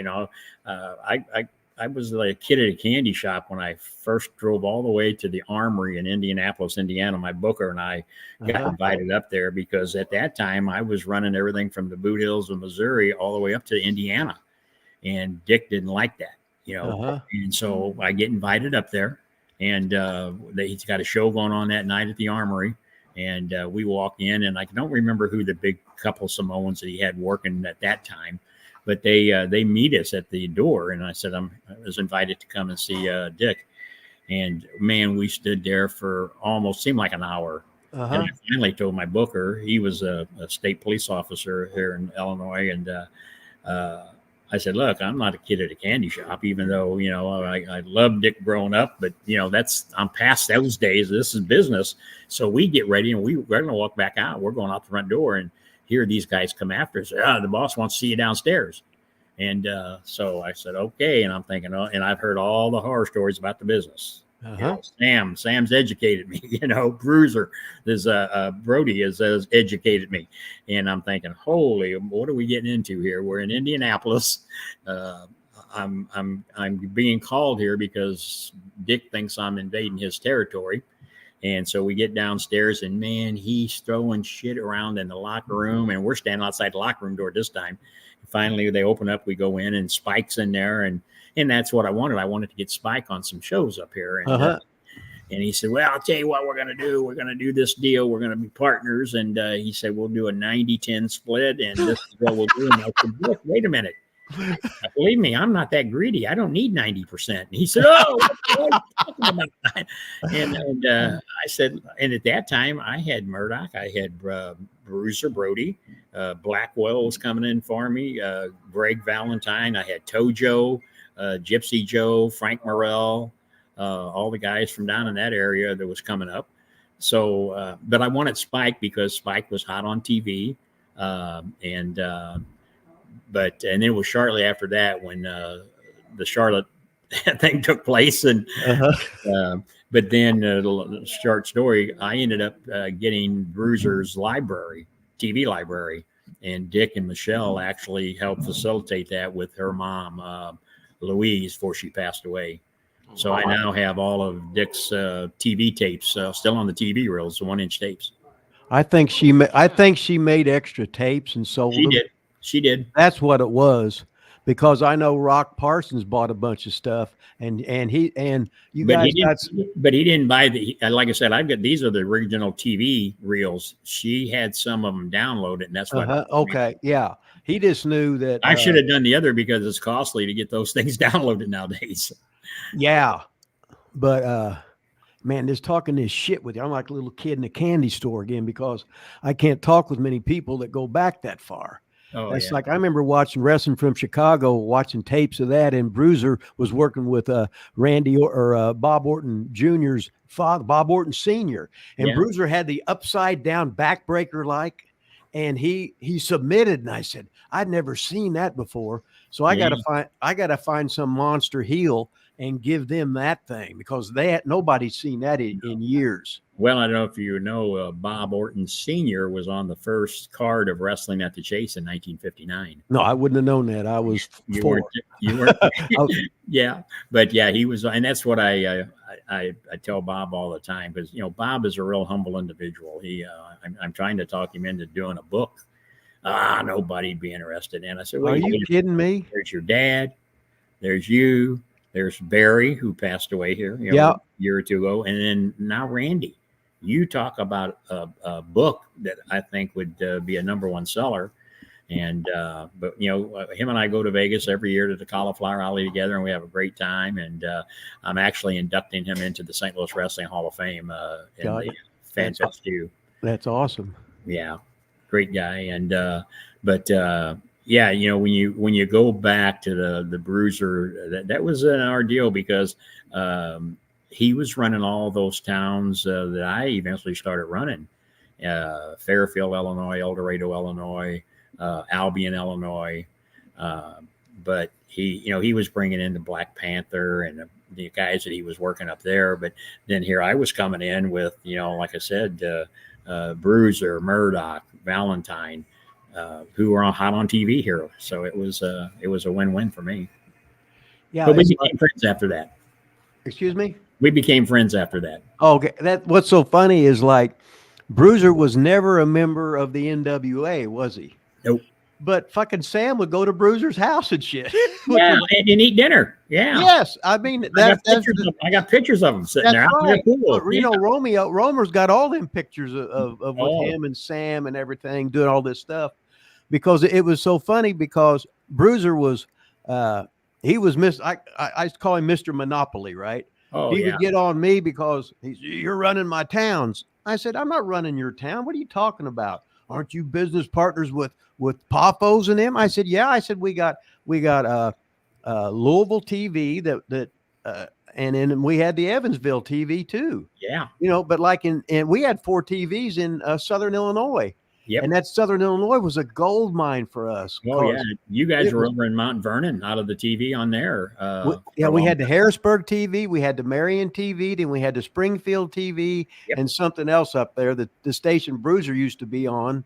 And then we ran the Springfield Civic Center, and then he used to run Lanphier High School. That's where I ran, and that's Okay. that's where he really got mad, because I came in there and started running Lanphier High School, and I Okay. took my Pat and Mike Kelly, the Kelly twins, in there Right. with me, and I did a gimmick between them and Bruiser, Brody, and Spike. And Mhm. then I actually bought commercials on Dick's TV. Oh, yeah, he didn't know it, did he? He didn't know until he was sitting there watching a show one Saturday and saw my commercials, and man, the phone blew up. And I said, "You need to talk to the TV station. They sold me the time." Yeah. You got to make sure if you're going to buy advertisement, you got to have a no compete clause in there.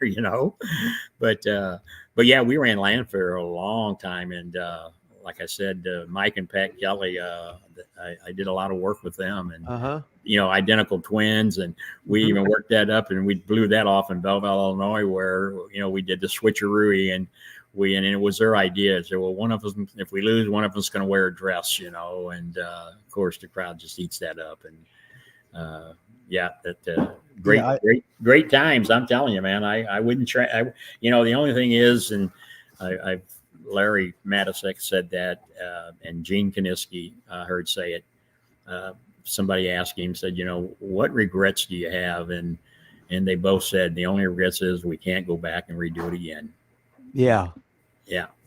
It's so funny. You're talking about all these guys are legendary names, and I'm saying, yeah, I worked for Gene Kaniski. I was up in Vancouver. Yeah. Big Thunder. Yeah, Big Thunder. Yeah. And I just shut up because he had the big his robe, right? His jacket. Yeah.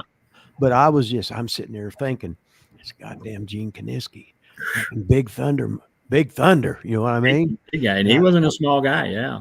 Right. Yeah. So I'm just sitting there. I was the world's biggest wrestling fan, and I'm a mark, and I don't care. No. Hell yes. I just want my picture taken with stuff. Yeah. But I tell everybody, Jerry Briscoe says it the best. I was up in Iowa with him at the Tragus Les Hall of Fame one year, and he was doing a little seminar up there, and then he'd ask me to sit in on it and watch, and then we'd go into a room afterwards, and he'd critique the guys. And he told him, he said, man, I mark out about 17 hours a week. He said, I'm a fan. And this is Jerry Briscoe telling him that, So I don't mind. That's why I say when I first come on, I mean, I'm a fan, been a fan, and I'm still going to be a fan until the day I leave this earth. I told Briscoe, I said, I was in Fat Jerry Alexander's government class at Seymour High School. He caught me reading a wrestling magazine, and he took it from me, and he told me how this was goddamn garbage and shit.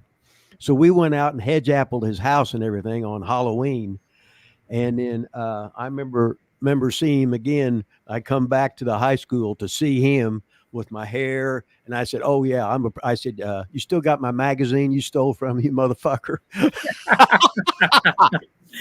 Yeah. I remember going to Shields High School, which is the old Seymour High School gym, and watched Dick the Bruiser versus Cowboy Bob Ellis in 1961. Oh, yeah. That was the first live. My grandpa took me to that. That was the first live wrestling match I ever saw. And then from then on, I was just fucking hooked. Oh, yeah. And when I graduated from Seymour High School in 1972, the little school newspaper said Mark Shire was going to go to college, play football. Then he was going to figure out some way to be a championship wrestler. Because everything was kayfabe, didn't know anything. Didn't know anything. That's the one thing I miss. And I tell people this day, don't care.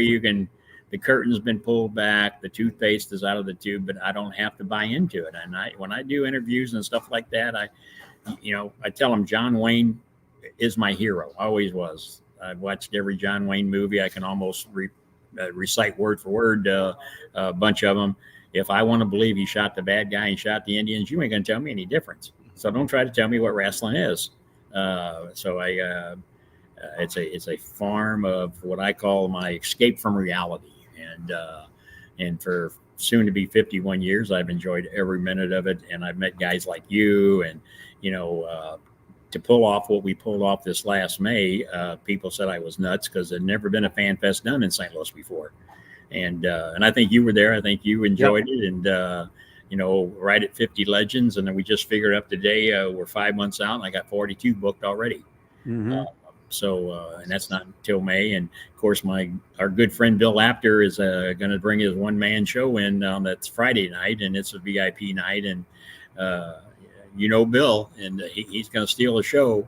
I had him try to get him booked in this last May, but it was Mother's Day weekend, and it was his anniversary. And of course, I said, happy wife, happy life, And so when he saw me advertising the date for the 2024, we talked, and he said, I'm in. And so we're going to do his one-man show, and then of course the list is just coming up. The Boogie Woogie Man and people like that is just Abdullah the Butcher, and I think it's gonna be big.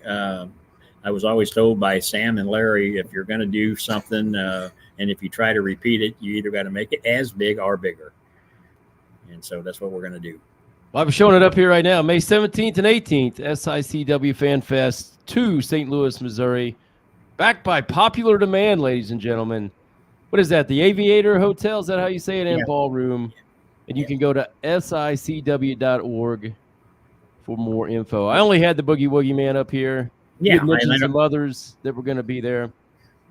Yeah, we sent it. I sent quite a few of them. And again, as the list is growing every day, I'm getting calls from somebody, and I got a lot of other vendors, guys like GT Collectibles and Scott Wilder Promotions, and some of the other wrestling promotions are calling me and say, hey, can we bring somebody in? And that's it. We're all in this together. At the end of the day, it's wrestling, and I want the fans, and I've kept it really feasible on the price.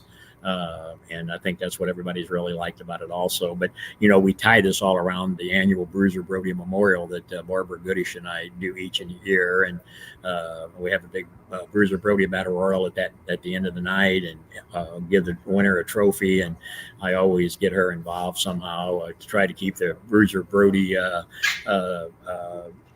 his legacy alive, because, I was with him the week before he got killed in 1988. He was with us, and we were getting ready to go into business ourselves, and Barbara had let that cat out of the bag about 6-8 months ago on a podcast she was doing, and I'd never mentioned that to anybody else. And I called her after that podcast. I said, what are you doing? She said, no, people need to know that Frank didn't just work for you, that you guys were friends and we're going to be business associates. And but I miss him every day. As you can see, I got a life-size picture of him there. He taught me so much. My first time I had because when I would bring Abby in with him and Abby, he'd always make the arrangements with Abby.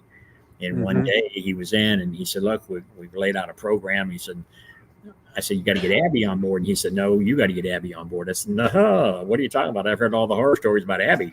And he said, nope, you'll never learn how to do it unless you do it. And he said, he's going to be hard to crack you, and he'll try to hold you. And he said, but just tell him this. And then if he don't move on it, he said, just tell him, say, okay, I'll let Frank know.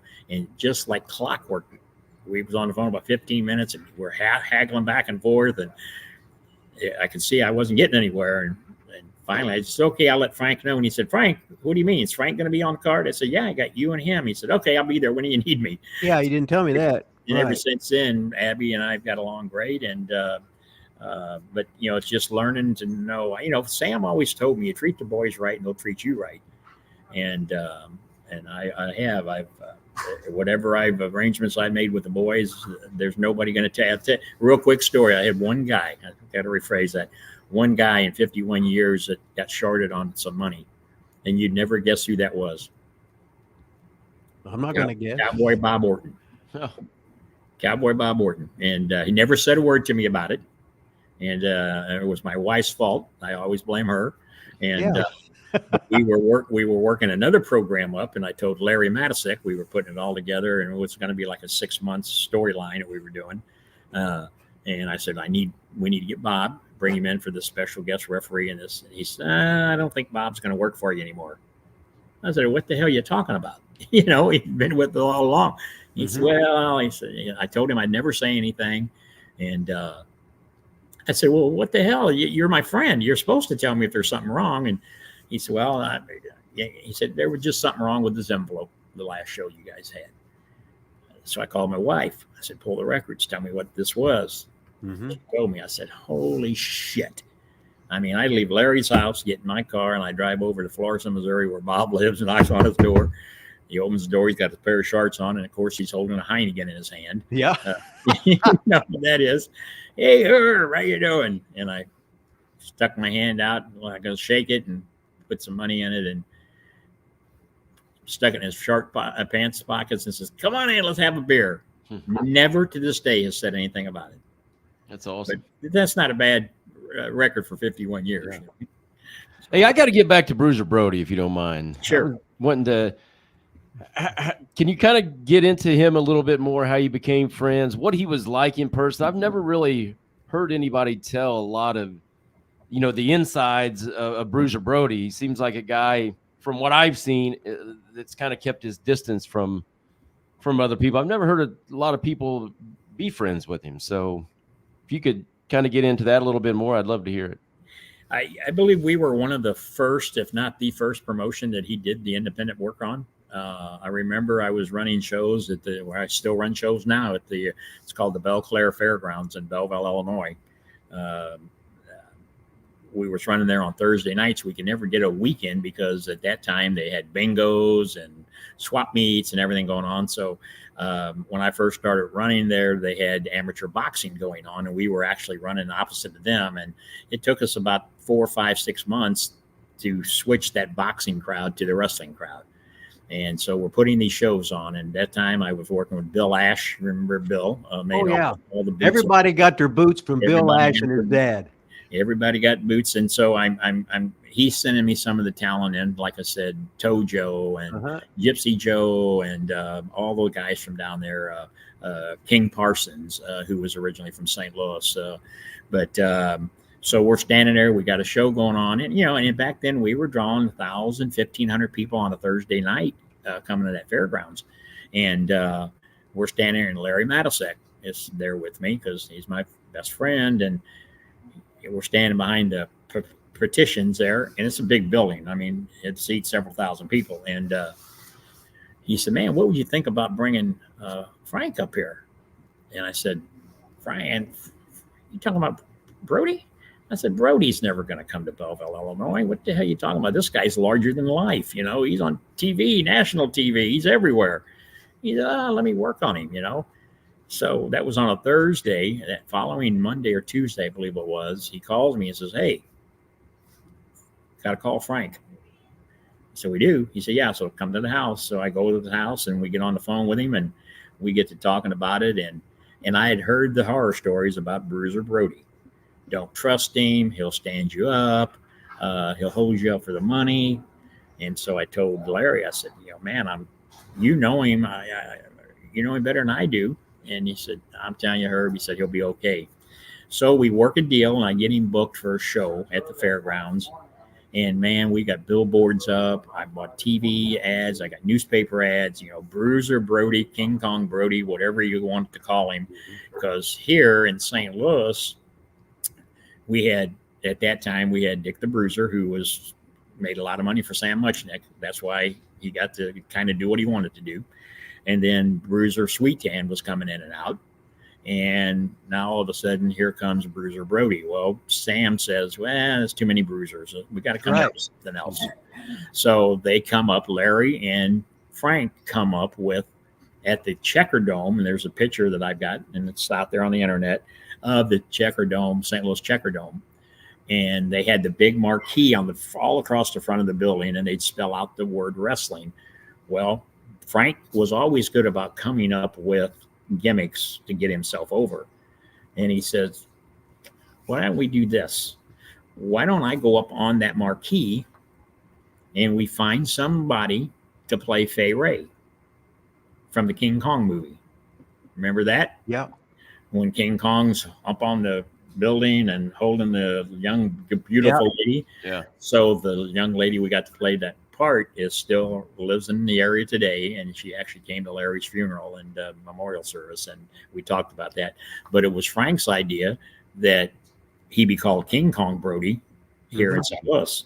And so he's up on that marquee. It's got a platform, a catwalk you could walk on, and he grabs the letter T and he's holding it. Well, then there's another spot of him holding her in his arms, and she tells the story. It was so windy up there when they were doing the filming that they had the microphone attached to her gown, and it was picking up all the wind noise. And so Frank actually took the microphone and put it up underneath his beard to block the wind from it. And that photo's been out there for all these years now.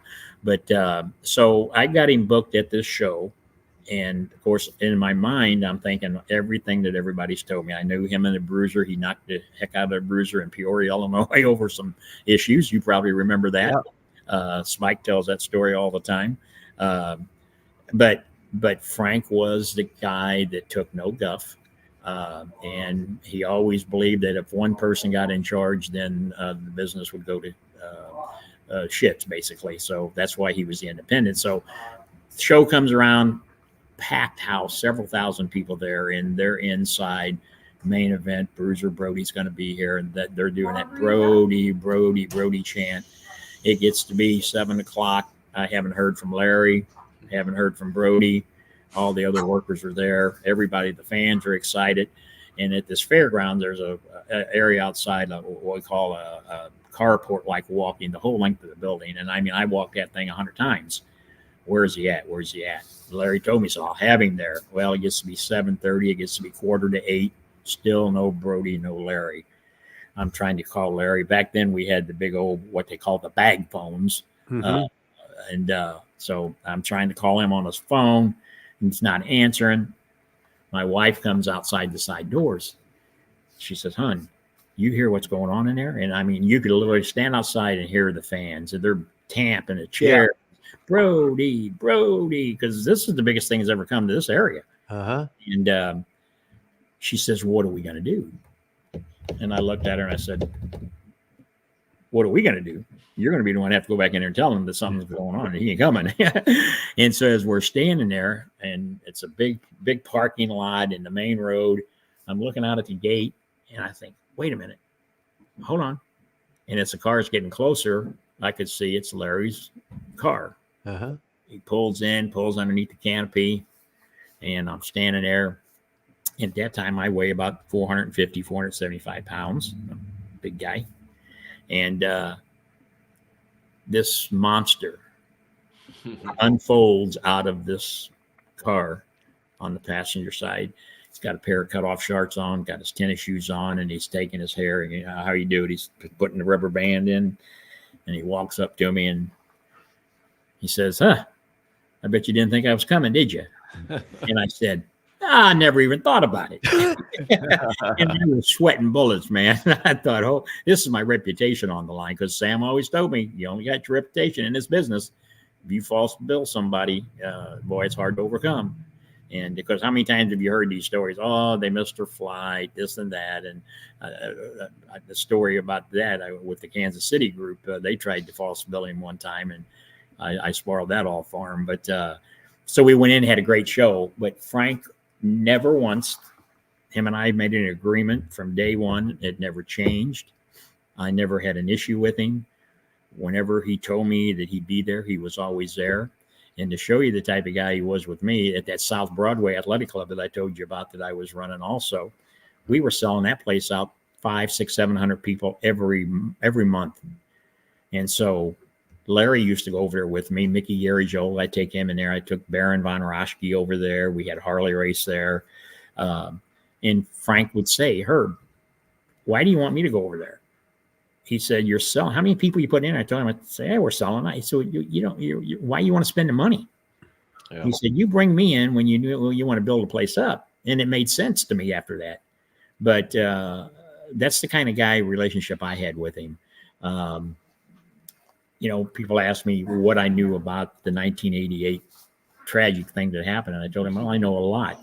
A lot of people claim to know a lot, but there was conversations that only 3 people that had, and that was Larry Matisek, Bruiser Brody, and myself.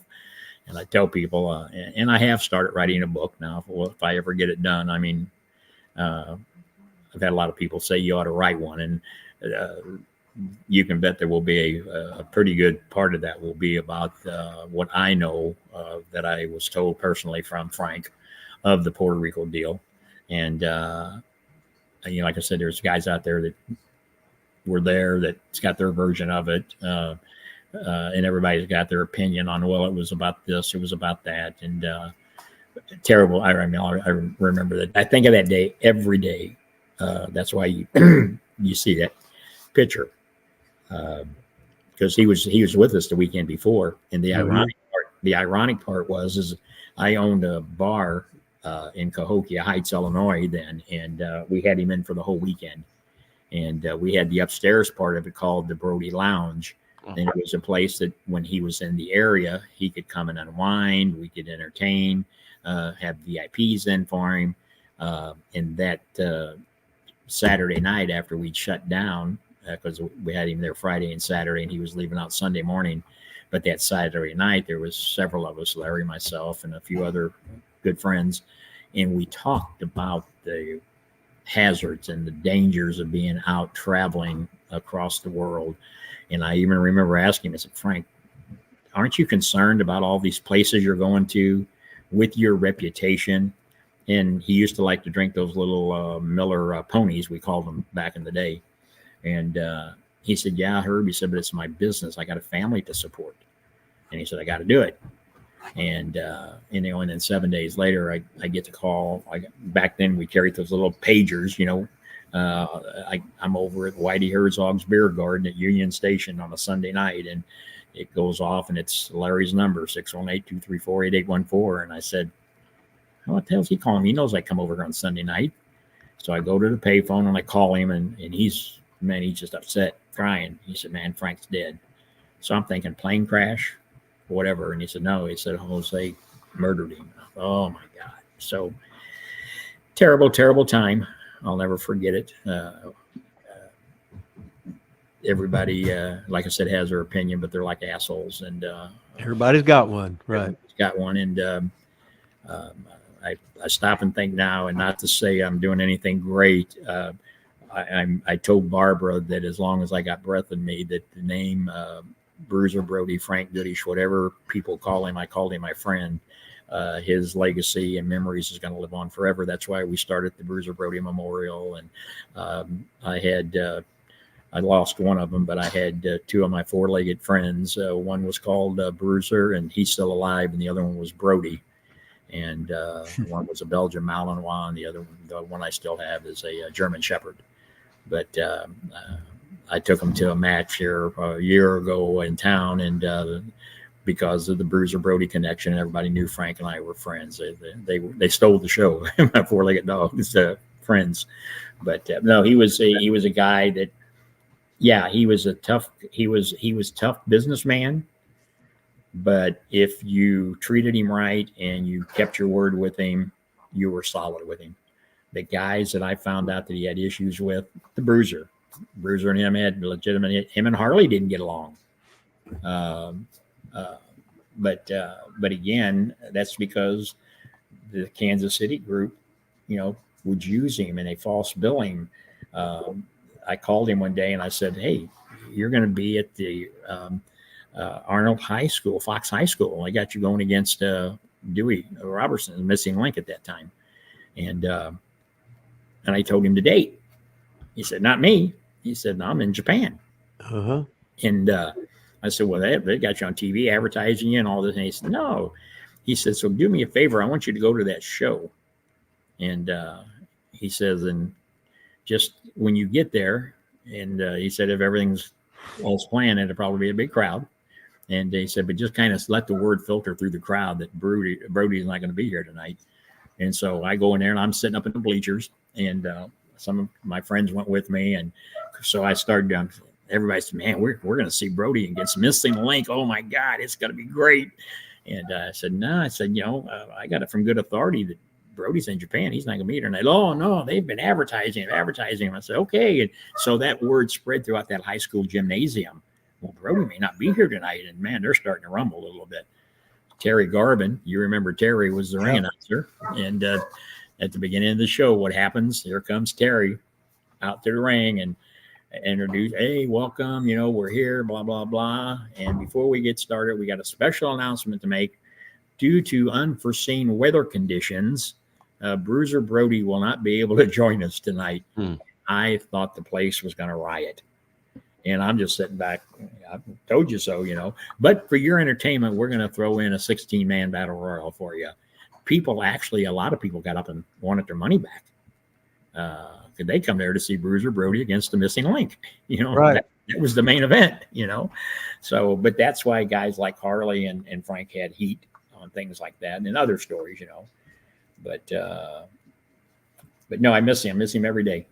I wish he was with us. And I always said that what I got going on now with the little TV we do every week, Frank would be right there, be involved in it. This is the show that's kicking off 2024. Gary Jackson, he's the gentleman I told you that's got the name, the Night Train Brody gave to him. Attila Khan was trained under he was probably as close to Harley race as anybody was back in the day when Harley ran the World League Wrestling. And then the special guest referee was my first SICW champion, Danny Boy, that is going to be the special guest referee there. And then Stephen E. was a friend with Skandar Akbar. And so we're using him as our Middle Eastern guy that wants to come in and buy out SICW. So there's a lot more story going to be told about that in 2024. So that's January 13th, 2024 at the Belle Claire Fairgrounds in Belleville, Illinois. Is that correct? That's yes, sir. And then some people are asking in the chat, any other people, wrestlers that you wanted to list here that's going to be at your fan fest? They were. Yeah, we've got I got the list of them here. I'll just run down for you real quick. So far, we've got Dan Severin, Downtown Bruno, Dr. D, David Schultz, the Mouth of the South, Jimmy Hart, Sergeant Slaughter. We got several of the Glow Girls, Sunny, Roxy, and Ashley going to join us. We got Tokyo Monster Cahagas, one of the real deal guys out there in the business. Wendy Richter. We're actually inducting Wendy Richter and Lalani Kai and Judy Martin into the St. Louis Wrestling Hall of Fame. We got the Rock and Roll Express. Ricky and Robert's going to join us. Coco Beware, Wildfire Tommy Rich, Abdullah the Butcher, the Boogie Woogie Man, of course, Haku, James Beard, one of the greatest referees of all times, in my opinion. Tim Storm, NWA former champion, B. Brian Blair, Brian, president, CEO of the Cauliflower Alley that is really close to my heart. If you're not a member of Cauliflower Alley, you need to think about that. I'd say it's like a supplemental insurance policy, Greg Gagne is coming back in. Always great to have Greg in the house. Tito Santana, Jumpin' Jim Brunzell, Steve Kern's going to be there. Looking forward to that. Teddy Long and Mac Davis is making a return visit. The Godfather, bringing him in the Ho Train in town for this one. And, of course, my good friend Stan the Lariat Hansen, Cowboy Bob Orton Jr., Manny Fernandez, Mario Mancini, Paul Roma, and the list is going to grow, I can tell you. Nice. Now we just got to get Rip Rogers on that list. The only name I was just getting ready to say, the only name I got to get confirmed is Rip Rogers. That'd be awesome. And then even maybe our next guest, who I saw just pop up here, Scott Armstrong. Maybe we can get him on that list as well. So yeah, Scott's great, and like I said, you guys. I mean, when I say I could sit here all day long and talk to Rip and you, I mean, it's amazing. Because as you said earlier, there's not a lot of guys out there that can remember or was around back in the days that things were like it was that we loved. And not that I don't love it today, but when I talk to some people, it's like, that really happened? Well, yeah. I just had, I don't know if you saw it. I had a friend of mine had made 3 action figures, one of me, one of Sam, and one of Larry. And some people said, well, okay, they're nice, but what's the symbolicness of that? Well, if you look at my profile picture on Facebook, it's the clothing that we have on in that picture. And I was part of 2 Wrestling at the Chase books. Larry Matisek wrote the first one 20-some plus years ago. And then recently, a couple years ago, an author named Ed Wheatley wrote the Wrestling at the Chase coffee table book. It's full of photos. And as we were putting that book together, I'm tying it. He called it like the 3-legged stool, where it went from Sam to Larry to me. And And I remember him telling me one day, he said, Herb, he said, I got pictures of you and Larry. I got pictures of you and Sam, but I don't have any pictures to tie this all together of all three of you together. And I said, Ed, I got to tell you, in all these years, I don't remember ever having a picture of all three of us where we were together. So lo and behold, Larry's wife, Pat, calls one day and tells my wife, says, I got some more stuff that I want Herb to have. So my wife goes, picks it up. It's 3 big envelopes of some photos, some contracts from back when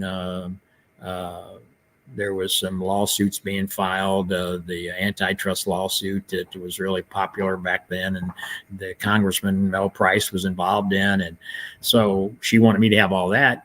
Well, I'm sitting at the table going through all of that, all 3 envelopes, and my wife saves those envelopes to put stuff in. And I thought, well, I don't throw anything away. That's why I got such a collection of stuff. I said, let's put these back in there. Well, my wife takes the envelope, and the first one she opens puts the stuff back in. She says, wait a minute, something's still in there. Lo and behold, she reaches in and she pulls out that picture of Sam, Larry, and I. And it was like bingo.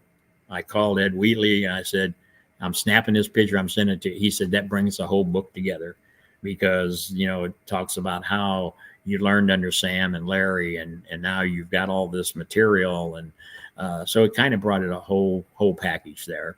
And so these figures, a friend of mine had them made up in Vegas, and he just sent them to me for Christmas. And it's pretty cool. Nice. Okay, Herb, this was like a wrestling education today. We got to wrap this up, as we got somebody coming on in 2 minutes. And I want to thank you for coming from the bottom of my heart for being on here. You was just fucking awesome. I could talk to you for hours and hours and hours. Well, if you come in May, we can talk some more. Yeah, there we go. Well, you need to put me and Romer on your posters and shit. It's like in the middle of Romer's living room. He's got the big thing that you had, and he's got it on hanging up and everything. All I need for you to tell me is that you're in, and you're in. Okay, well, I guess me and Romer's in, and you're the man. You gotta do all this shit. You're the boss. You're the head rockette. I guarantee you that by the end of the day, my right-hand guy will have posters of you and Scott added to that list. So I think he just told me this morning before we went on, we were up to 42 names. So if my math is right, we'll be up to 44. Okay. Nice. Well, I just want to thank you again, everybody listening. This is the great Herb Simmons, and we all got a history lesson today.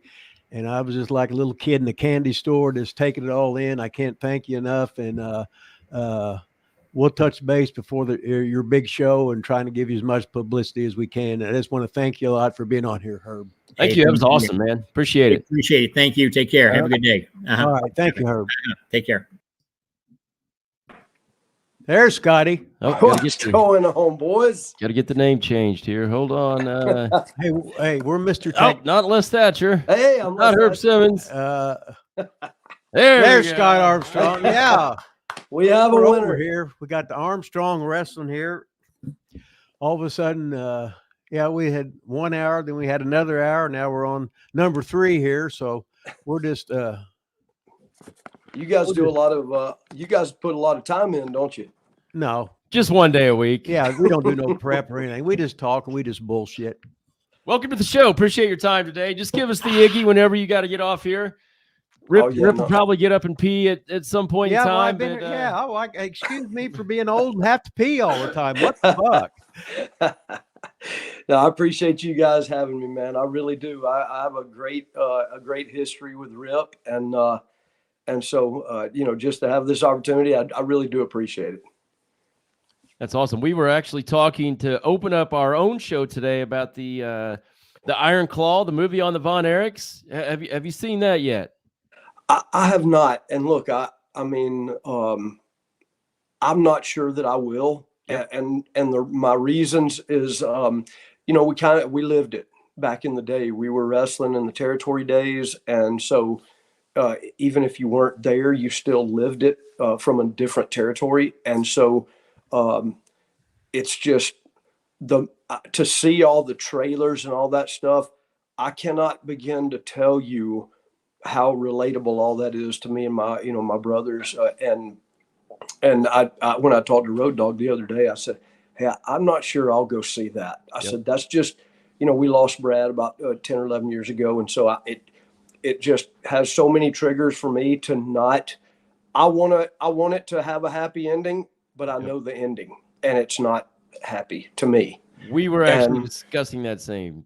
Yeah. And so, my brother, he said the same thing. He said, I'm not sure if I'll see it either. He said, but I get where you're coming from. Cause that's what he asked me. He said, do you think you'll go see it? And I said, I just look, maybe sitting when I can sit by myself in my house and I can flip it on TV. I might watch it. I don't know. It's just, I don't know. I just relate to it so much. And it was so sad as it was happening in real time back in the day.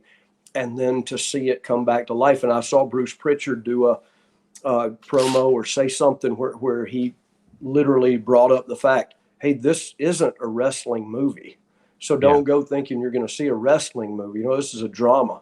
Right. And I, again, we lived the drama back in the day. And it was just, look, his dad was a go-getter, or their dad was a go-getter. Our dad was a go-getter.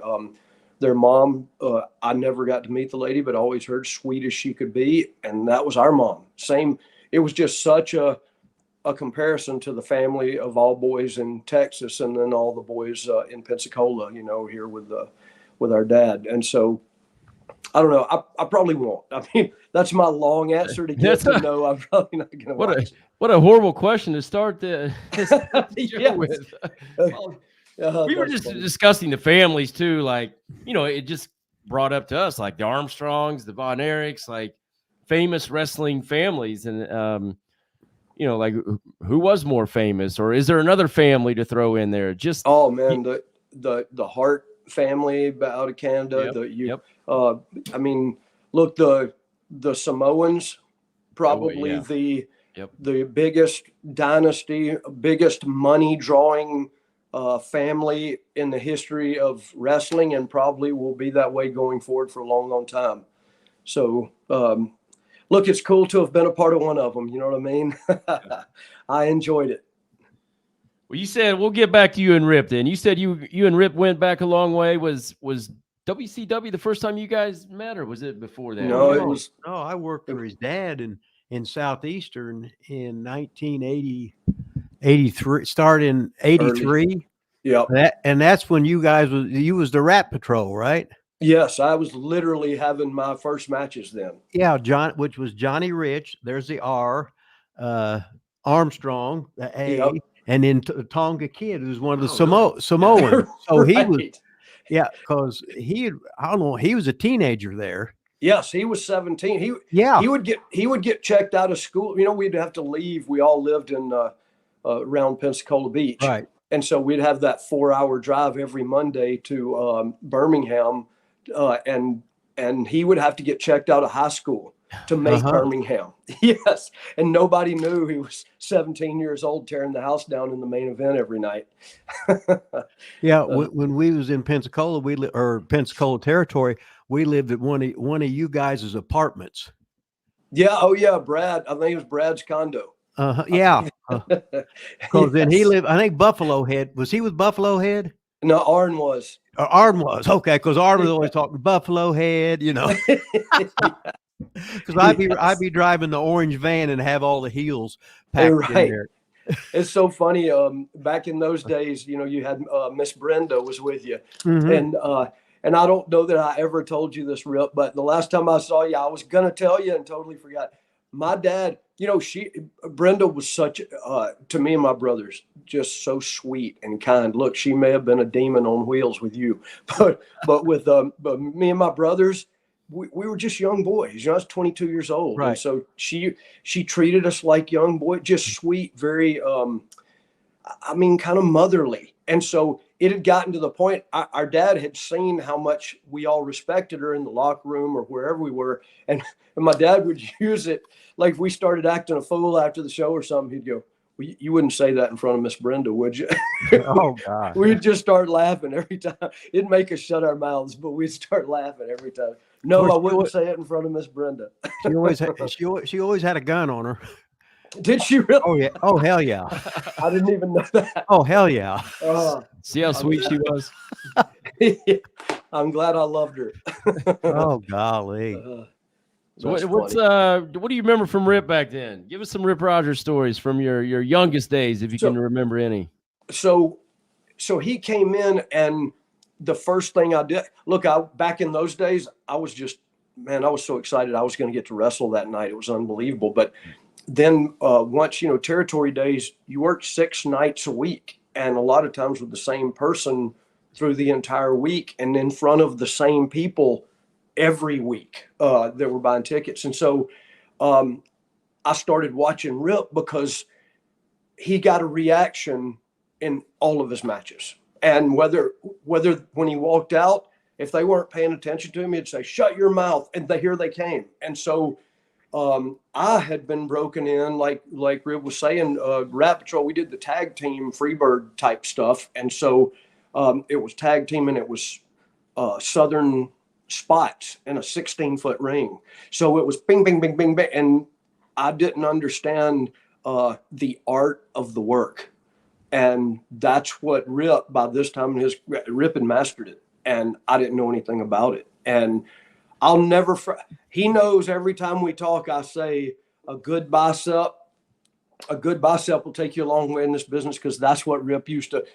The first time you ever said it to me, Rip, we were in the ring working with each other, and the people weren't, I mean, they were there, but they weren't there like you wanted them. And you turned around and just hit a bicep shot, and they booed the hell out of you. And you looked right back at me and said, "Good bicep gets them every time." And I just in the ring, start laughing, and we had our match. And then you stuck to that. But so that later in our, in both our careers, and we end up back in the locker room together for WCW, I'll never forget you telling one of the other younger guys that was saying, "Man, I don't know what I should do." And you said, "Well, you got good biceps, just hit a bicep shot." You looked over at me, I just laughing. Said, "Hell yes, buddy, hit that bicep shot." But Rip taught me to slow down, let the people see what you're doing. Don't rush. To me, at that time in my career, I wanted to back Rip up in the corner and hit him 15 times. And the only one Rip could sell was the last one.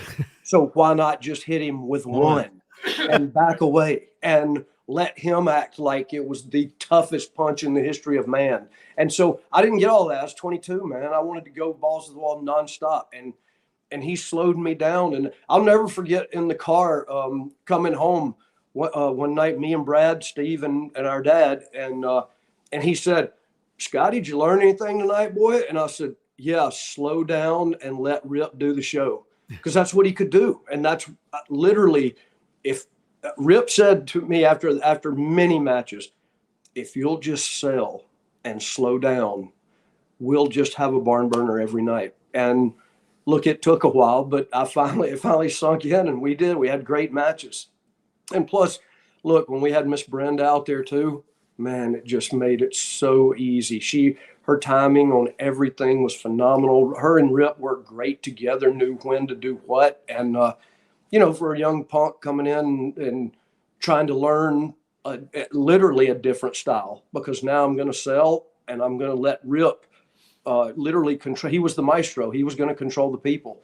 And that's what I didn't understand yet when I first started working with him. And then, and that's at the end of it, I told my dad, I said, "He's a maestro," because he could stand in front of the people and come up, go down. And that's what they would do. And man, it was fun. A lot of fun. That's great. You know what's funny, Scotty, is Brenda had never worked before when we got there. Really? No, she was a stripper for how many years? So she had good timing. Yeah, it was all. She said, "Oh, it's the same thing," So no, she used to have to do. No, you do so many songs. It was a 22 minutes. She do a 22 minutes. She was a road girl, and she go 22 minutes of this song. This one's upbeat. This one's seduction. This one's whatever, and then you fucking have your climax, and then the next girl comes on. And wrestling's the same thing. Yeah, it is. He said, "I'll just listen to you and do as I'm told, then I'll eventually figure it out." So it didn't take too long. No, she was with it, man. God dang, she was with it. And when the second time I come down there and was in with Continental, me and Adrian shot that angle the first night in, and then I worked 26 weeks in a row with him. With him, y'all had. Right. I know And y'all then, had a long. and then I left. Wow. I said, I'm leaving. They said, "What?" I said, "Man, I ain't going to follow that act. I'm not going to follow that." And I was strictly, it wasn't the money. It was the art of learning something I could take elsewhere and learn some more shit. Yeah. And 26 weeks and 26 weeks in front of the same people. And we never had prearranged bullshit lined up. Yeah. We just play off each other. It was so much fun. And your dad was so good to me. When I was leaving, I finished up. I worked 10 weeks with Austin Idol. I had 8 planned, and Fuller said, "Can you get 2 more weeks?" I said, "Yeah, well, I'll write this shit down and you figure it out and juggle it how you want to." So I was making the trips from Atlanta the last 2 weeks coming in. So I just had, and it was so funny, all in that territory with Fuller's and your dad, Jimmy Golden. No, I never heard anybody raise their voice about anything. Yeah, I think they did that in their little production meetings. I think so too, because they're all human. But I was growing up with Randy Savage getting yelled and screamed at, and every other word was motherfucker, right? Oh. and then I went to Ole, and Ole was the same thing. But your dad, he says, "Hey," he said, "I talked to Ole Anderson. Ole Anderson called me up because of your dad, right?" Oh. And Ole said, "Hey, Bob Armstrong called me." And that was when he had lost the TV, and I went over for the championship wrestling from Georgia thing, you know. Uh-huh. And he said, he told me you could do, Bob Armstrong told me he could do anything. So can you come in and work for me? He said, "I'm going to make you a temporary tag team champion with Ted Oates." I said, "I know who he is. Do I know him?" No. But I said, but your dad had, I didn't even have to call to get a job. Your dad had set it up already. Wow. And to get the recommendation from Bullet Bob Armstrong in the South was, you couldn't get any better than that. I appreciate you telling me that story, Rip. I never knew that. That's awesome. Then I remember working with your brother Brad the first time, and I tested him with everything. Never said a word. And he was always in a fighting stance. No matter, I'd turn my back just to see what he was stayed babyface. I was testing him on everything, right? If I was too close, too far away, whatever the thing was, he did everything fucking perfect. And like we would just tie up, and if I didn't tie up, and if we're still struggling for 30 seconds, he still wasn't just grabbing the Hulk. I didn't tell him to, right? Right. He just was going to do what I told him to. Yeah. And so we'd be pivoting around, and I'd stop on a dime. And as soon as I'd stop, he'd stop fighting stance. Oh, his face to me. And then hands, not fist, but open. You know what I mean? Yeah. He was the ultimate baby face. And I'm just laughing during the match. He said, "What are you laughing at?" I said, "I tried every shortcut trick to fuck you up. And you was just too motherfucking good. You are fucking great." And I just said, if anybody in the wrestling business, if you could just go around working with any of the Armstrong family, because you're all the same, I appreciate that. It's a night off, you know. I appreciate that. You know, it's funny, Rip, to hear you saying I was calling because it's changed so much. Mm-hmm. And I mean, I know that's the way we were raised in the business was, boy, you're a babyface. Don't you open your mouth. You listen to him and do everything he tells you. Yeah. And man, that is a lost art. I wish that was still around today.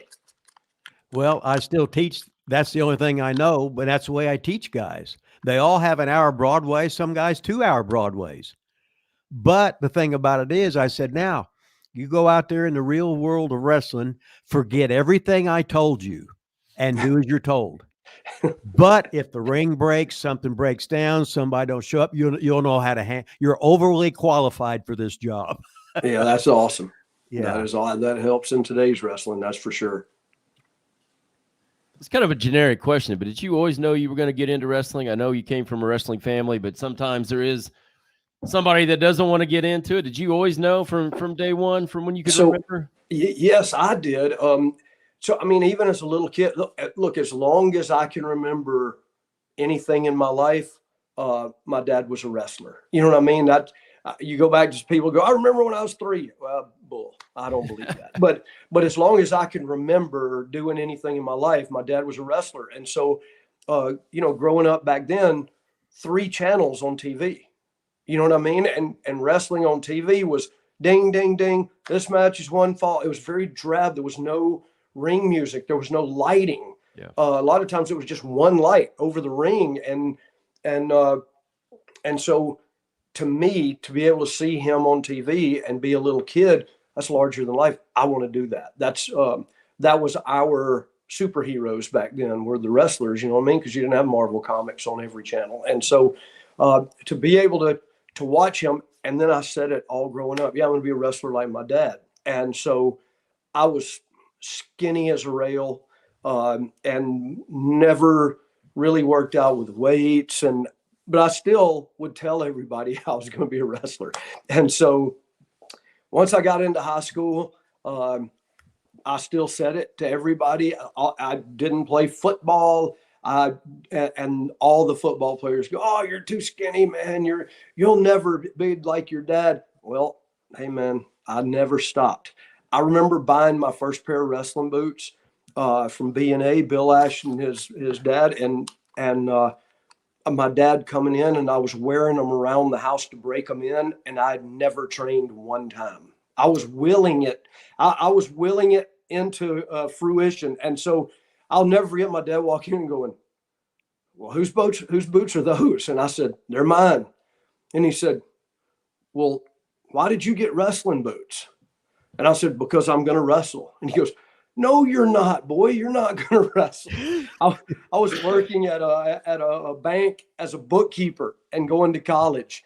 Oh, wow. And he said, "No, you definitely are not going to wrestle. So you might can give those to somebody. Maybe they'll take them. Somebody's going to have to be initialed SA." And so literally it was probably a year after that before Tommy Rogers came into the territory. He came in as a single, came in just for 6 months, just to work the opening match or two. And he said, "Well, do you train?" I told him, "Yeah, I'm going to be a wrestler." And so at this stage, I'm sure everybody thought this guy's really full of shit. And he goes, "Well, you want to ride with me? We're here in Pensacola on Sunday. We can get over there at 5 p.m. whenever they put the ring up, and we can wrestle for an hour. And Mobile's an hour away. On Tuesdays, we could wrestle for an hour." And I went, "Yes, I would love to." And about 8 weeks or really 4 weeks, but about 8 times of being able to get into a ring, Tommy walks in the locker room and tells my dad, "Bob, I'll tell you, he's a natural. He's got a really good drop kick." Well, dude, I could not wait to get in the car with my dad on that ride, that hour drive back to Pensacola, to say, "Did you hear that, Dad? Tommy says I'm ready." I tell him, my dad just busts out laughing. He goes, "Boy, you've just gotten a ring 8 times. That's it." He said, "I've never worked out with you." He said, "Tommy said you had a good drop kick." He said, "Tommy's not in the main event, son. Tommy's in the opening match." He said, "You got to keep your feet on the ground here." And I said, "No, I'm ready. I'm ready." Well, finally, I think it was my mom that said, "Hey, if you don't give him one chance, he's not going to just go away. He's our son." And so by this time, Brad had been wrestling like 2.5 years. And I mean, anywhere he was, I wanted to go and watch him and watch how he worked. And oh man, my very, very first match, it was me and Brad, and we were wrestling Randy Rose and Dennis Condrey. No, I'll take that back. I think Dennis was on the outside. It was Randy and Norvell Austin. And we're getting ready to walk out. First match ever. And I look at my dad and go, I'm nervous wreck, needless to say. I said, "Dad, you got anything?" And he goes, "Yeah, just stand on the apron and watch your brother." And honestly, it was the best advice I've ever been given. That's exactly what I did. And he'd talk to me from the corner and say, "Hey, Scotty, why don't you just slide down him and get a little schoolboy right there?" He'd talk to me like we did at the house. Yeah. And so it made me relax so much, man. And all those dudes, they knew that I was peppering the shit out of them with stiff punches and Rip, I'm sure you remember. And they'd calm me down and say, "Hey, come on, relax, slow down." So did your dad really not want you to get into wrestling, or was he just testing you, or he wants you to get an education, or No, did you just want to see how bad you wanted it, or what? When I started, I was the oldest, so it was my choice to go to college. I wanted to go, and he was all about it. And then when he said, when I told him that I'd gotten a job at a bank in the bookkeeping, I mean, literally nothing but numbers all day, and going to college in the morning and then shooting straight to that bank to work all day. He just said, "No, you're a money guy. Learn the money." I mean, look, like any wrestler would tell you, "Hey, kid, save your money." And that's what he said. Because I asked him later in life too, and he said, "No, I just thought you had a good head and you were going to college and you knew numbers and you were good at it." He said, "I kept waiting. You see, you started in there and you were in there 3 or 4 months, and I kept waiting for you to call and say, 'Well, they fired me.'" He said, "But they didn't. And you were there for a couple of years and you started working your way up." And I knew what this involved. This involved injuries and not being at home and away from family. And I heard what he was saying, but I was 22, man, when I started. You can't tell a 22-year-old kid you can't. You know what I mean? Because the 22-year-old kid just proved to you he can, just to stick it up your ass. You know what I mean? But I just wanted to do it, man. It was my life. Even to this day, like now I work with a little group that, they're getting bigger. They just got a little TV here in Mobile, but it's out of Mobile, Alabama, called Diamond Championship Wrestling.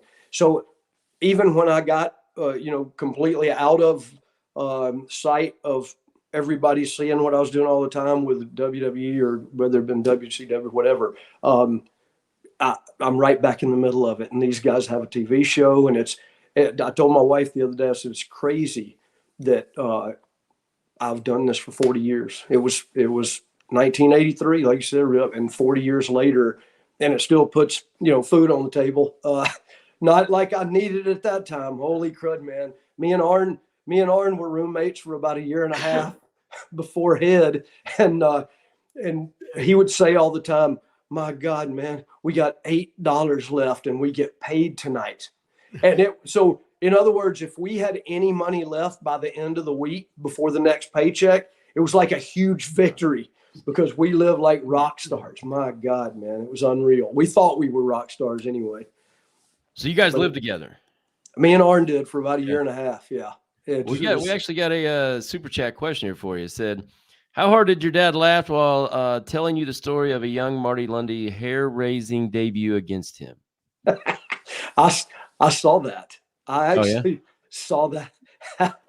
Yes, he took Marty Lundy took a karate chop from my dad, and my dad went to hold his hair and chop him. And back then, Arn was really self-conscious about his hair, and he had a toupee. And the toupee came flying off. And that's the hair-raising debut then. Yes, I think Charlie Platt was the announcer, either him or Rick Stewart, but one of them even said, "Boy, Bob's really scalping them today here on Southeastern Wrestling." Arn came back. He was rookie at the time. He came back apologizing. "I'm so sorry. I'm so sorry." And my dad said, "Well, are you okay?" He was more embarrassed than anything, bless his heart. That is wild. I didn't know that. So Brad, then did Brad just get right into wrestling then? Brad started because you said you were the oldest, right? And he was wrestling before you. Yes, he in 80. No, take that back. 70. No, it was 80. My dad had the opportunity to come down here to Pensacola and buy into the company, and he took the chance, and he knew he was taking a chance because you don't know if a wrestling company is going to go or not, but he was a top babyface at the time, and he had faith in himself, drawing money. The Fullers had been everything because their family is steeped in wrestling tradition, and uncles and grandfathers and great grandfathers, and so they could do anything. It could be a heel, it could be a baby face, but it ended up just being the perfect.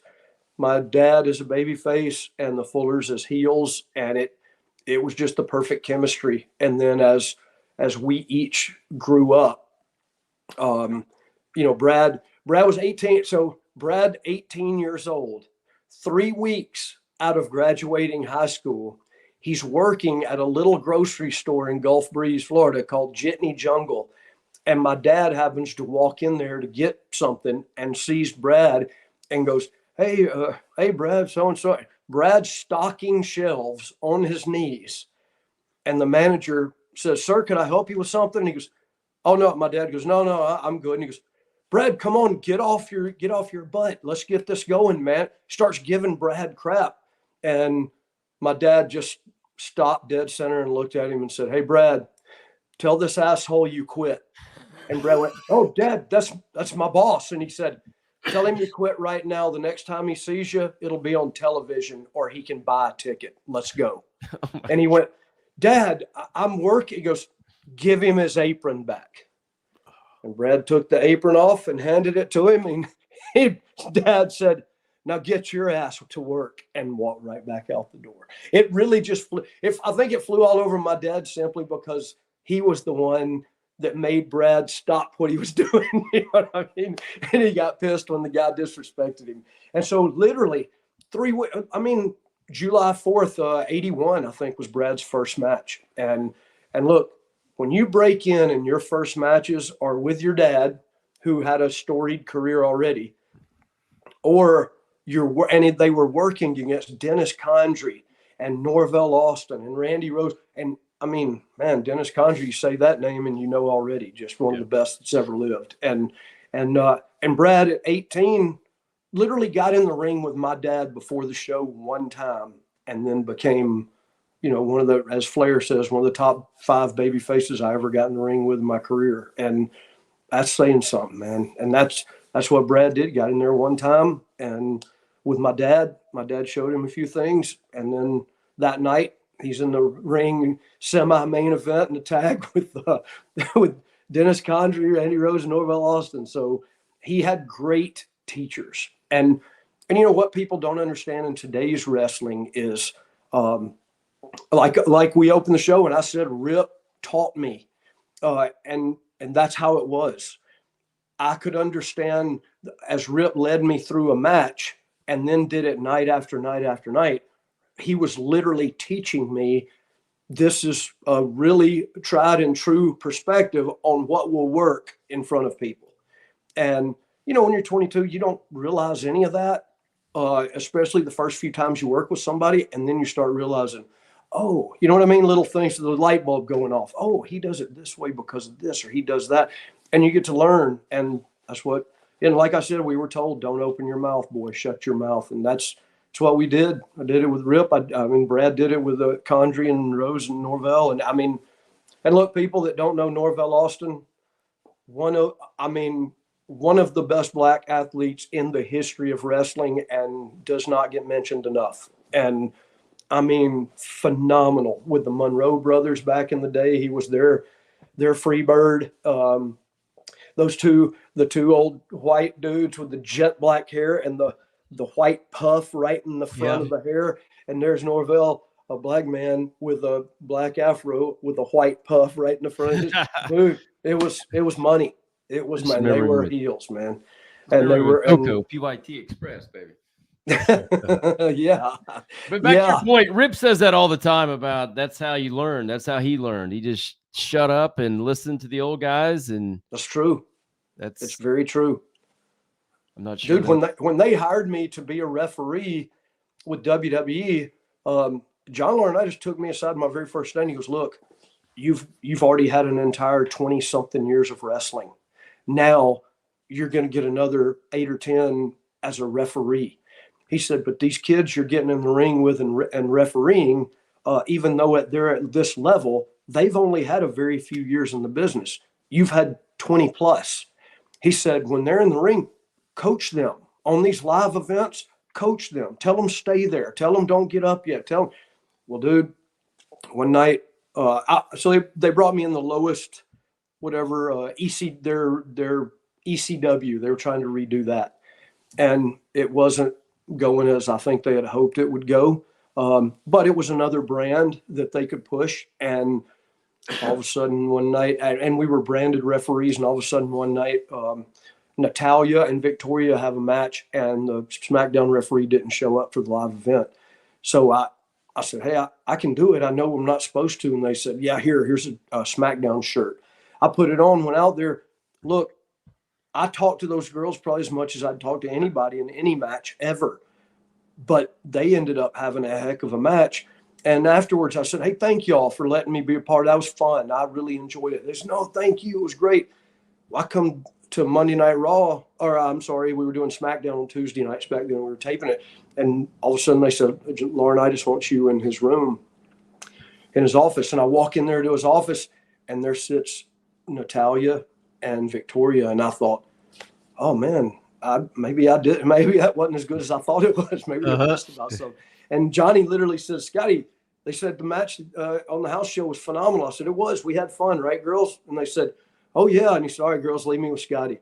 Dude, they had gone in there and put me over so strong. My money got doubled, and I immediately became a SmackDown ref. And they started using me to say, hey, what do you think of this? And what do you think? Which eventually led to, after many years, then they used me as a producer to be able to go backstage, and, then it becomes camera angles, and it's intense. That part of the job is very well, answering to Vince McMahon. That's intense, but the job was intense, and a lot of, hey man, you spend years of your life in hotel rooms and rent a cars and airplanes. Simple as that. You're doing what you love, but it's just a lot that goes into it. Yeah, I just kind of wondered about like being an Armstrong, coming from such a family and being in it for so long, how that would transition, then going to the WWE that much later in your career, mostly as a referee in the beginning. I mean, what was that transition like to?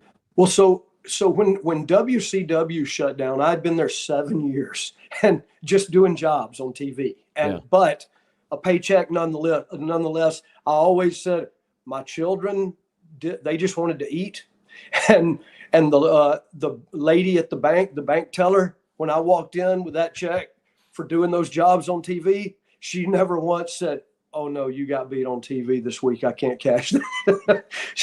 she said, oh, awesome, WWE, Ted Turner signed your check. Yeah, here you go, here's the money. And so I never minded any of that. So I did it for 7 years, and then once that was over, they didn't pick me up. WWE, they picked up like 20 dudes and 3 referees. Well, I wasn't one of them. I wasn't one of the referees. And so I got a real job. I got a real job at a furniture store, and then I would work the indies every weekend, Friday, Saturday, and if there was a Sunday show, I'd do it too.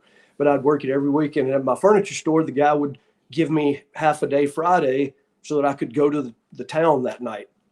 And look, man, the wrestling business, you're 9/10 BSer. You know what I mean? And so that's what I did. And one day the owner of the furniture store walks in. I'm just moving a couch, and the lady starts talking about the couch, and I end up saying, oh, well, here, come sit on it. And I just BS with her. She buys the couch and walks out, and he turns to me and goes, I'm going to build a store in Pensacola. It'll be about 20 minutes from here, and I want you to be the manager. And I went, dude, I don't know the first thing about furniture. And he goes, no, you don't understand. Selling furniture is selling yourself. And I just watched you in action. And I went, yeah, but she just wanted to sit up. I did everything I could do to go, I'm not your guy. And he said, no, I'm going to give you more money. I mean, it really worked out. But what happened, I was 40 years old. At 45, I'm managing this furniture store. I'm doing something I've never done before. I'm home every night eating dinner with my kids. I'm helping them with homework. I mean, I had become that guy, and I'd gotten to 40 and my kids were, 10 and 12 or whatever.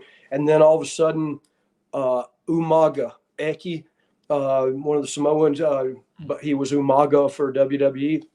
and has passed away since. He walked into the furniture store in Pensacola and went, "What are you doing here, man?" And we start shooting the breeze. And before he walks out, he goes, "Hey, man, there's no Armstrong that's not supposed to be in the wrestling business. You got to come work with us up there in WWE." And I went, "No, dude, I'm good. I'm home every night. I'm a dad now. I get to be home." And he goes, "Yeah, whatever." And he walks out the door. A month later, he walks back into that furniture store and hands me John Laurinaitis' card and says, "Hey, Johnny said," and I'd known Johnny from WCW because they had brought him in. He said, "Hey, Johnny said, give him a call." And I went, "Ecky, come on, dude. I'm good, man. Really?" And he goes, "Is it not worth a phone call?" And I went, "No, you're right." I mean, I literally was still working the indies every weekend. And sure enough, I call Johnny and he goes, "Hey, man, Howard Finkel's going to give you a call." I mean, he didn't even say, "Hey, you want to come work?" He just said, "Hey, Howard Finkel's going to give you a call in a couple of hours. He's going to give you your travel and hotels and we'll talk when you get there." And I went, and we didn't talk about money. And I went, "Okay." And so I flew there and literally first day I said, "Look, dude, I got a job at home and I'm John Q. Public now. I'm a normal human being. And I've never been that." I said, "So if we're not talking about something long-term here or something," I said, "I'm already 45 years old and you're going to put me in front of a camera? Come on, man." And he goes, "No, you're going to help us a lot. You just don't know it yet." And I went, "Okay." So we started talking money, and look, the money was good. It was definitely more than I was making at furniture store. Plus, I didn't love the furniture store. I love wrestling. So I said, "Okay," I did it. And then 6 months later, this happens with the girls. And all of a sudden I'm on SmackDown. Next thing you know, SmackDown, Raw. I mean, when you main event WrestleMania, it just don't get no better. I'll never forget that Shawn Michaels saying, "Hey, man, walk out to that ring and they're going to be showing packages on the Tron. It's just going to be you and the announcer in the ring." He said, "All the lights will be down." He said, "I just want you to take one good deep breath and turn in a very slow circle and take all that in, what your entire career, what you've done all the way to this moment." And he said, "You're going to thank me later." And dude, I couldn't wait to get back in the locker room afterwards and tell him, dude, it was like one of the coolest moments of my entire career was just take that deep breath. You're looking at 80,000 people in an open air stadium and seeing those, and then watch those two entrances and literally stand in the ring and go, "How in God's earth did I end up standing right here, man?" It's crazy. This business, man. I love it. I love it. Rip says all the time, loves the wrestling business. Yeah, I mean, what else would you do, Rip? What else would you do that would bring you this kind of joy, right? Well, for me, there's not a better drug in the world than being around pro wrestling. Yes. And you get the highs and you get the lows. You love it, you hate it, but I wouldn't trade it for the world. I wouldn't change my mind on anything that I done in the ring. Right. Not me either, man. You work hard. It ain't. Randy Savage said, it's not real when you win. It's not real when you lose. Just go out there and do your best and do what you're supposed to do. Do it to the best of your ability, and everything will work out all right. That's right, man. So this group, Diamond Championship Wrestling, that's in Mobile, that's about an hour from me. And so they've got a place. They approached me about 2 weeks ago, as a matter of fact, and said, "Hey, would you like," they've been having guys come in and train their people. And they said, "We would really like to have somebody that would like to train them that could be here all the time." It's an hour from my house. And so they said, "Just train on Sundays and Tuesdays." And Rip, when they said Sunday and Tuesday, I swear I thought about Tommy Rogers, because that's when we trained, on Sunday and Tuesday. And I thought, man, so we talked money. And so I start January the 2nd on Tuesday as the head trainer for these guys, Diamond Championship Wrestling in Mobile. And it's going to be a lot of fun to be able to put my name on. Look, there'll be people I go, "Yeah, no, I've never seen that guy in my life." And then there'll be people that can tear the house down. They go, "Oh yeah, he was one of my greatest accomplishments." And so I'm looking forward to it, man. I really am. I'm going to write that down. You see, you could have given me that in that email today, and I could have put it on the I wasn't screen. even thinking about it, Vaughn. I'm sorry, dude. I could have put it on the screen right now, but I'll write it down. I'll get it when I clip some of this stuff up. I'll throw that in there. Yeah, Diamond Championship Wrestling. They're literally in the process. They've leased an arena or a building, and they're gonna go in and just turn it into basically a TV studio. So, and I think the first show in there is like January 27th, I think. And so I'm really looking forward to that. They've contacted me about some of my, wrestling memorabilia that I have from my family that they want to put up inside there. It'll be a lot of fun to be a part of either way.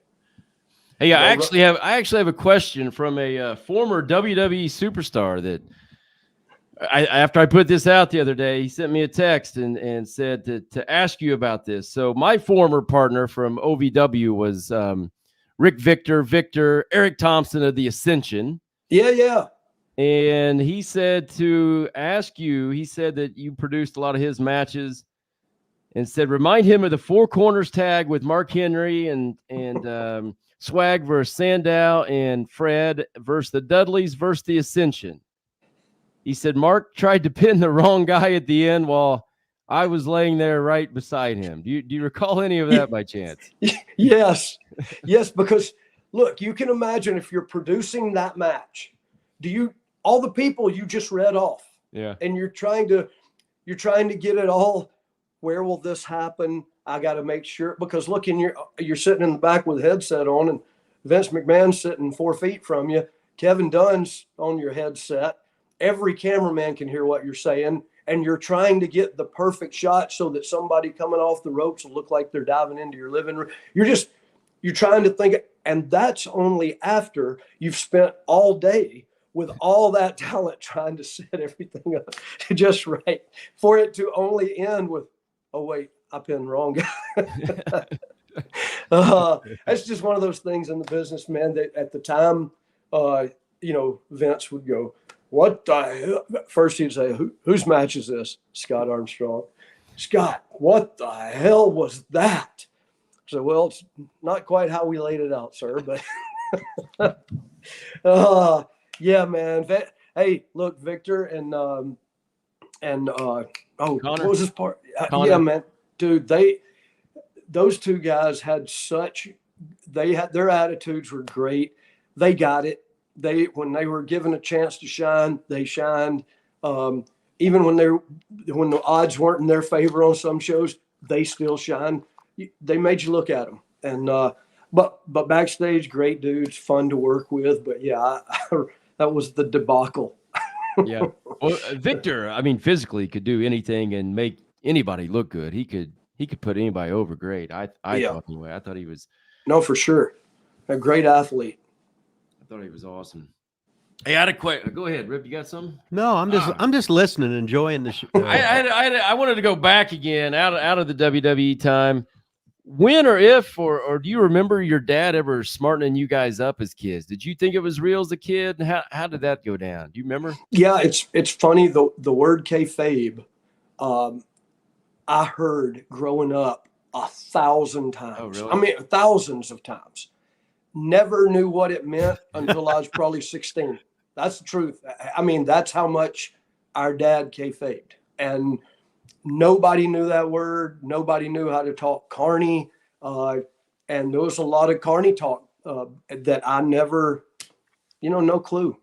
Yeah, I was probably 15 or 16. Look, as you get older, you start going, oh, he didn't hit him. And you start seeing the blurred stuff. And being a kid and your dad did it, in my mind, when I was 8, there wasn't a man alive could whoop my dad's ass. That's the way I looked at it. You know what I mean?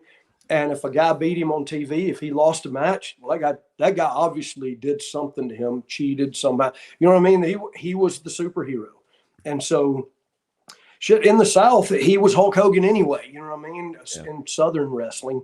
And so he just, I don't know, he just kept it kayfabe. He did, all of us. He didn't tell any of us. And I can remember I was probably I mean, he did not allow us to go in the locker rooms. Oh yeah. We couldn't go in the locker room, and he kept our mom and us very far away from wrestling because I don't think he ever wanted any of us to get in it. But come on, man. I mean, you know the deal. Once you step in the ring, it is a drug, and the addiction is this.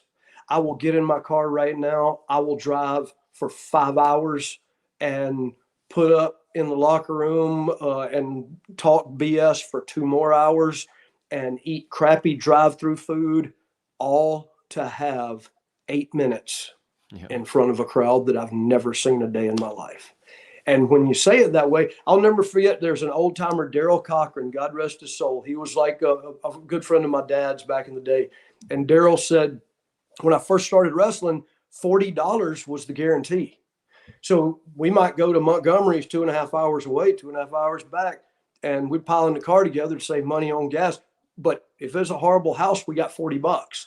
Now, keep in mind, that was in 1983, so I don't know what that comes out to be today, but $70, I don't know. But anyway, Daryl said to me, Scotty, if I was coming, he lived in Atlanta. He said, on my way down here, if I'd stopped on the side of the road in Montgomery and taped $40 to the back of a sign in Montgomery and came to Pensacola and said, Scotty, there's $40 waiting on you in Montgomery right now. I taped it there and it's yours. You can go get it.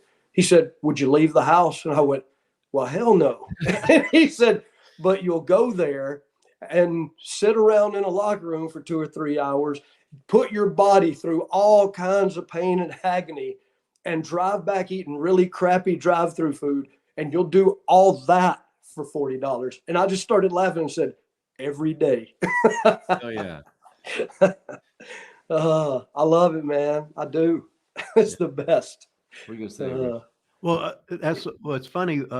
Butch and Luke told the same story, but they was talking to Elton Owen, where we had to make a Roseburg Medford shot in Portland, and he said, they said, Elton, you want to just leave $75? I'll just drive there. Would you and your right? He said, Elton, would you drive 4.5 hours to pick up an envelope of $75 and then drive back home? Elton goes, hell no, I ain't stupid. He says, but you want me to drive here and give me $75. And Elton would just go, fuck yeah. That'd be it. Because that was Elton. It didn't matter anyway. It was all around. Yeah, man. Look, if you're doing what you love. I mean, look, this gig over in Mobile that just happened 2 weeks ago, and I'm about to start it. My wife had been asking me, hey, are you going to get a job? Are you going to, I've been married to Rip. I'm still married to Michelle, the same girl that I was with the last time I saw you, but we were newlyweds, I think. And we're still married. God bless her heart. But she'll say all the time, hey, because I still work on the weekend, I still do independent stuff. But she said, are you going to get a job, like a real job or something? And I went, I hope not. Why? I mean, I've done, I wouldn't love doing anything else. And then all of a sudden, 2 weeks ago, this came about where I could be the head trainer. And she went, oh, thank God, you're going to get out of the house and do something you love. Yeah. And you can bring me all the money. Yeah. So yeah, I've done that for 40 years. God dang. That's awesome. Do you remember her, Rip? Was that the girl Arn would have the other girl? No. No. Oh, okay. Yeah, no, I met this girl totally away from wrestling. Now, what year was this? We got married in 87. So I met her in 86. Okay. Hope she's not watching. Oh, believe me. Didn't Arn's girl was named Erin, is that right? Yeah, he married her. Okay, that's what I thought. Yeah. So I said, wow. Well, I was thinking Arn married her and you married one of the other girls that you'd see. Because I never heard no dirt on you or nothing, you know. Good. Yeah, I never heard no dirt. I was nothing but dirt. So what the hell, right? No, my wife, her dad was in the Navy, and down here, Pensacola is the cradle of naval aviation. They have the big base and all that, and he got stationed here, and we met, and lo and behold, all these years later, good God Almighty. Well, good for you. She still puts up with. She's rode the roller coaster with me. I'm telling you. We talked about it the other day about the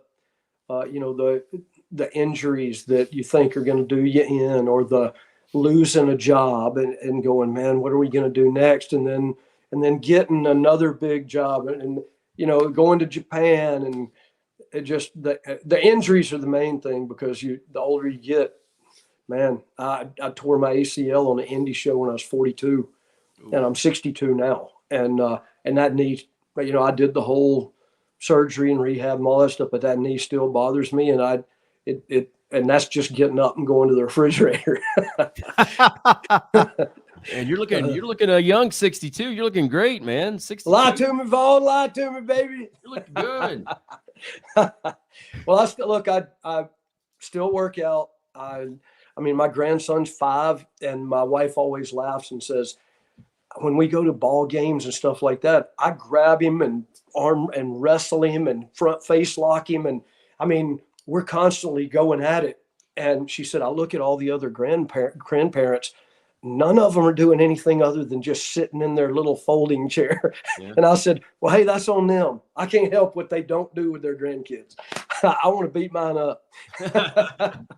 He's the only person I can beat up. Well, I'm not sure I can do that, but he'll wrestle me in a heartbeat.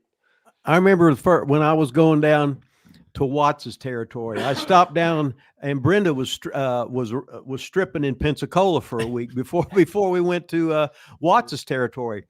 So I worked TV, and I worked against Tommy Rogers his first night in. Oh, wow. And it was Tommy Rogers, and I was Rip Rogers, and Fuller said, no, you're Rip Randall. So, okay. So I'd had a hair match in ICW, and I had black hair and everything. And then he liked the match so much that he put me on the road under the hood. Wow. So I don't know what the hell I was, but I couldn't breathe in that sumbitch. Right? I just took that sumbitch off and threw that. Man, I couldn't fucking breathe. He just started fucking laughing. That's awesome. But then, what the fuck, right? I think the best thing is he said how sweet Brenda was, and then you tell him that she's a stripper that had a gun. Now he's going to be scarred for life. Rip. Well, you know how it is. It tells me that I was right. I really did think she could whip my ass. And hey, one night we was living in at Lexington, and we was in the apartment, and some guy tried to get in the apartment like he'd scouted it out, didn't know we'd gotten back. Oh, I took this guy and took him down and front face locked him, and her eyes rolled in back of her head. She had one of my Twist-O-Flex, Joe Wheeler Twist-O-Flex. She beat this son of a bitch half to fucking death, and her fucking eyes was just rolled back in her head and everything. And we called the cops, and this guy was scared to death. And the cop just started laughing. He says, "Oh, I guess he fell down the steps." Yeah. Holy shit! Oh well, what the hell, right? Hey, one of our loyal listeners here, one of our members, had a question that said, "How did you like having the spot with Sting and Triple H?" Is that? Oh yeah, that was really look. That was cool to be a part of. Simply to know that I was going to be in the ring and with Triple H in the ring, and then Sting was coming in, and that was Sting coming first time in, right? From WCW, and I remember we had gone over it a number of times. 1, 2, music, and I specifically said, should my reaction be 1, 2, not really give a shit, 3, or is my reaction part of this story? Yeah. And they immediately said, no. Your reaction's part of the story. You need to be as shocked as anybody in the building. And I said, okay. And how it ended up coming off, I was really happy with, because it definitely was able to look. I was able to have fun and be out there while 2 legends in our industry, did something great, and I was able to be a part of it. So for me, it was freaking awesome. I loved it. Any time that. Again, I started back refereeing with those guys. I was 45. So it was after over 2 decades of being a wrestler, it was almost like CM Punk used to always say, man, how are you still in the honeymoon phase with wrestling? And I said, dude, because as a referee, I really appreciated what these guys were doing because I'd done it. And so to be able to see them do stuff off the top and roll through and come up and you just go, damn, man. And now I still at my age get to be a part of it and not get the injuries these guys are going to get. You know what I mean? And just to be in the ring with them, look, to do that Mania with Triple H and Undertaker, oh man, come on. It just doesn't get much bigger than that. There were career high spots that me personally, Scott, would go, oh man, that was a really cool moment. Me and my brother Steve wrestled Dory and Terry Funk in Knoxville Coliseum with Jim Cornette in their corner and our dad in our corner. Oh wow, dude! I can only tell you that they beat our ass, but I can't tell you the finish. I can't tell you, but I can tell you right now that two little boy brothers that watched the Funk brothers, other brothers, make such an impact in the industry that we loved, and we got to get in the ring with them. I'll never forget that moment the rest of my life, man, with our father in our corner. That's huge, man. I mean, some people go, oh, come on, it's a work, man. Get over yourself. yeah. It is, and they're right. It is a work. But for Scott, that's a career high spot, man. I mean, another one, I'm refereeing for WWE. You think of the career high spots mostly as a wrestler, but as a referee, one of the best wrestling matches I ever wrestled was Mike Knox against CM Punk, about 20 minutes in front of about 500 people. And I remember it like I'm sitting here reffing it right now. It was that good. And then another one as a referee, Undertaker against Big Show, and it's Undertaker's the Last Ride tour. We did 2 weeks in Europe, and we were in London's O2 Arena, and man, the acoustics in that place are unbelievable. That's the arena that Michael Jackson was going to do his 50 concerts, and then he passed away before that ever took place. But that arena has such unbelievable acoustics. And as a referee, you get in the ring, here comes Big Show to unbelievable boos, and then the building goes completely black, and you hear that first gong, and the lights are still black. You hear the next. It was deafening, and all of a sudden, I didn't see Big Show. He had made his way over about a foot from me, and he just leaned down to my ear and said, "This is awesome." And I just went, "No kidding, man." God, that moment in time, I was realizing how awesome it was to be there with Show and him feel the same thing I was feeling. It's cool, man. It's cool to feel it with somebody that wasn't a brother or a family member. You know? Hey, I wasn't able to be in the ring, but I was an extra in WrestleMania 23, and I came out with the Undertaker with the torches or whatever. And when all those lights go out and you got a torch, try not to burn the person in front of you or get burned behind you, and then they tell you have to get off the stage before all the pyro comes up. I mean, it was awesome. Just like you said, when those lights go out and they do that dong, I mean, just even as an extra there it was.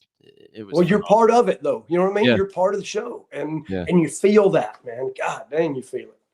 Yeah, it's I've been blessed, man. I really have. You mentioned Jim Cornette a little bit ago, so we gotta have some sort of either. Were you with him at WCW? I know you were at Smoky Mountain for a while too, right? Yeah. I was. Got any Cornette stories? Anything? How'd you and Cornette work together? So, dude, he's been a family friend. My dad and brother did the whole Georgia Championship wrestling, and you know, he was there with Bobby and Dennis Condrey, and so I mean, you know, in the wrestling business, if one of your brothers meets somebody and you have a good relationship, the minute the other brother walks in, everybody's just friends. It's weird, man. It's weird. Me and my brothers would always say, "Oh yeah, they're good dudes." You know what I mean? Because if somebody was a dick, believe me, we would tell each other that guy's a dick. But look, man, the way I always looked at it is, are there assholes in the dressing room? Yes. Are there assholes in the lawyer's office? Yes. Are there assholes at McDonald's? Yes. They're gonna be those people. But at the end of the day, we're all doing what we love. We're all trying to make a couple of bucks at it. And I'll never forget this, Jacques Rougeau and Honky Tonk Man, at TV taping, and it was my first year in the business. And Jacques walked up to Honky Tonk and said, "Wayne, you don't like me very much, do you?" And Wayne said, "No, I don't, Jacques, but I don't have to like you to go out here, steal the show and tear the house down and make a bunch of money." And I'll never forget. It got quiet at ringside, and I was a brand new rookie. I just walked away because I didn't know what to think. I didn't know, are they going to get in a fight? And my dad, first thing he said is, "I hope you learned something from that," because he's right. You don't have to like them to tear the house down with them. You don't have to like them to go to the bank with them, but you do have to work with them. And look, my first few weeks of wrestling, riding in the car with my dad, I told him straight up, "I'm going to be the world champion. I'm going to do this. I'm going to do that." I'm telling you, 22-year-old loudmouth, been wearing my wrestling boots for a year and hadn't had a match yet. I was that guy. And he just started laughing, and he said, "Son, you're about 175 pounds soaking wet. You don't have the build or the knowledge, any of it yet." He said, "But I'll tell you what you do. If you'll learn every part of the business," and I'm talking referee, putting the ring up, selling concessions, learn what everybody does, and then take that with you on your career, not only will you have a good career, but you'll have a lot of fun." Dude, I'm here to tell you, fuck, I may cry telling you, and I'm sorry. In my life, in my career, I was a wrestler. While I wrestled, I learned about putting the ring up. I learned all kinds of stuff because I ended up getting hurt, and I didn't want to leave the wrestling business. And Continental made me their ring announcer, and I would go set up all the live events. I would set up the concessions. I would hire people. Everything I had learned on my path to get to that first match, I was able to put into play in my career. Now, fast forward, wrestle, then referee, then be hired as a producer by the largest company, sports entertainment company in the history of the planet at the time. And at my dad's funeral, I cried thinking everything he said to me sitting in the back of that car came to pass in my life. Everything, all because I shut my mouth and listened and learned. And if I had been that same 22-year-old kid and said, "Oh, come on, Dad, you don't know shit," which is probably what my comeback I was thinking in my head at the time. But I didn't. I shut my mouth and I listened to him. And there he laid in that casket. And there I've been able to go around the world. I rode camels at the foot of the friggin' pyramids because of wrestling. I've walked in castles in Scotland because of wrestling. The thing, I get to live in Pensacola Beach, whitest sand in the world, because of wrestling. I mean, man, I could talk all day, dude. I'm like you, Rip. I could just talk about wrestling all day because it's what I know and it's what I love. Simple as that. Man, it's awesome. This is great, man. Tell me about when you did all everything he just said, when you did the ring jackets and the announcing. Oh, it's like with Ole, I ran towns for Ole. You know, Ronnie West went with me the first week. I said, "Ronnie, I already know all this shit." You know, he says, I said, "But hang out, I'll have more fun." Right. But like I'd run spot shows for Ole in Indiana, right? He might give me 4 days in a row to work or whatever, and all the guys that was on Atlanta would come in, and we'd wrestle high schools because Indiana was a basketball state, so we always had real big gyms and everything there, and I got everything on a percentage. But I would just I was the agent of the show. I got my mileage, I got my per diem. And then I would schedule myself to be the ring announcer. I would work the first match. Then I was I got paid to get the jackets and everything, right? Yeah. And Ole said, "What'd you draw?" But he said, "Well, make sure you skim like $300 off the top because that's the norm." I said, "Oh, you sure?" He said, "I said I turned in every penny." I said, "I know you did." I said, "You sure?" He said, "Yeah, that's part of it." I said, "Okay." Awesome. So what the hell, right? Yeah. That's funny. But everybody in the wrestling business has got a fucking memory, has got a fucking story. It's ups and downs. It's a fantasy goddamn world. And if you can just live it for a little while, it's the greatest time of your motherfucking life. I agree. And I and totally everybody agree. else can I said, oh, fuck you, you're a fucking asshole. I'd tell fucking people. I said, no, you're just fucking mad because I got what I wanted and whatever. And I'm still living the fucking dream one way or the other. You know what I mean? And I always tell people wrestling is the world's greatest, worst business. I've seen guys commit suicide over not being a star in a phony motherfucking business. Yeah. That's true, man. It's just hard, but I wouldn't trade it for anything. Me either, Ripper. Me either. Wouldn't trade it for anything. Wow, this has been great. You talked about your wrestling promotion. I'll get that out there. What else you got coming up? You got any fan fest coming up? You said you still do some indies, some signings and things like that. You have anything else coming up in the near future? Yeah, I don't have anything right. I mean, look, they're gonna, once this kicks off for Diamond over in Mobile.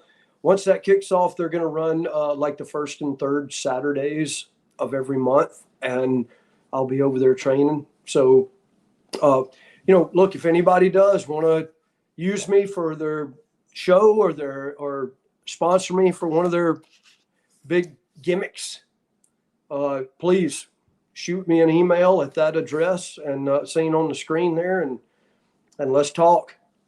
I think I have it right on here. Book Scott Armstrong at gmail.com. You can go to Twitter and find him at WWE Armstrong. That's me, brother. I appreciate that. Thank you very much. I'll put that in some of the clips too. Hey, just off the top of this, what's so funny in your dad in Fuller's territory? You could go there and like when your dad was a heel, he was the funniest motherfucker. When he was a heel, right? Yeah. And you would have these guys against these guys. You'd come back 3 years later. It's the same guys, but all the baby faces are now the heels, and all the heels are now the baby faces. Yeah, that's true. That's true. And I just laughed so hard. It was just so much. It was just so much fun. It was just so much fun working down there. It was. And the trips weren't that long, and beautiful sunshine. Never even like last night. On the news this morning, they came up and said, my God, it's freezing on Pensacola Beach. It's 30 degrees. And, but the high today is like 56 and it's really sunny. So, I mean, outside it's nice, but man, I mean, some of those winters up north, come on, man, 30 degrees. You're just wearing a thin windbreaker. Hey, you've said several times about being a $175 wringing wet. I tried to find some pictures of you for this show online, and I came across some bicep poses of your own there, not looking like you were a $175 anymore. It's only because you used to force feed. You would be sick from eating so much. These were later in his life, I believe. He was looking pretty jacked, man. The bicep thing on WCW, I would come out and literally hit the bicep and say Armstrong, and it's literally, and I'm not kidding, it's literally because of Rip, because it makes you look at me. And my brothers, they wouldn't want to do it. It's Scotty, don't do that. And I go, no, man, they're going to look at us, man. They're going to pay attention to us on our interests, whether they like it or not. And if they remembered anything, they wouldn't remember Scott or Steve. They would remember Armstrong. So, and we were getting beat 4 minutes later. So what did it matter? Well, your dad's nickname, everybody called him Arms. Yeah, that's right. That's because right. The Bullet had the biggest fucking arms I'd ever seen a human have before. You know what I mean? He trained hard, man. He in 1964, he was the Southeast Powerlift champion. He was really into weightlifting early in his life, and so he just was into it, man. And that's when I brought up the name Daryl Cochran. Daryl had trained Nikolai Volkov at the time, was down in that area too, and they had trained together. And Daryl trained for the Olympics, and so they were serious into that. And my dad wanted to do it, but when you got 4 kids, you ain't doing nothing. Now, was he a fireman then? Yes. Yeah. He was a big muscled up fireman. Yeah. Oh wow, really? He probably trained all day at the place there. He did, and he would. so back in those days, I don't know, it was like 48 on, 24 off. I don't know if it's still the same way or whatever, but he'd get, when he first started wrestling, he had a big, good body. And, you know, back in the early 60s, there weren't many muscle men around. Mm-hmm. And so it got a lot of attention. Plus, it was the Georgia territory, and he was from right outside of Atlanta. And Marietta. So, yeah, Marietta. And he, look, Elvis had a lot of stroke with my dad. My dad had the sideburns, right, like Elvis had at one time. And so they started using him. Well, they started using him to the point where he couldn't do his fire. He would pay, like, I don't know what they made, $23 or something for the shift back then. And he would have to tell somebody, I'll give you $25 if you'll take my shift. And so it got to where he was paying people to have to take his shift because he was getting so many wrestling bookings. And then finally the wrestling crew there, Paul Jones was a promoter back in that day, and he just took him aside and told him, said, look, unless you just want to be a fireman, you got a huge opportunity here, and we're going to do something with you, but you got to want to do it. And so he went on TV wearing his fire outfit, and I mean his blue shirt and badge and all that, and retired. And man, you think about back in those days, a big muscled up guy, a fireman. Every child in the world looks up to that human being already. Now he's Bob Armstrong. He's getting wins, muscled up. Dude, it's storybook, and you can write it, but you literally would have to write it. And with him, it just happened. And so, and look, same with you think that Rip, you said this is phony. My brother says all the time too, this is phony baloney wrestling. So don't get too serious about it. Yeah. And you think about that, and think about to this day, my dad would say it's all phony until I punch you in the nose, boy.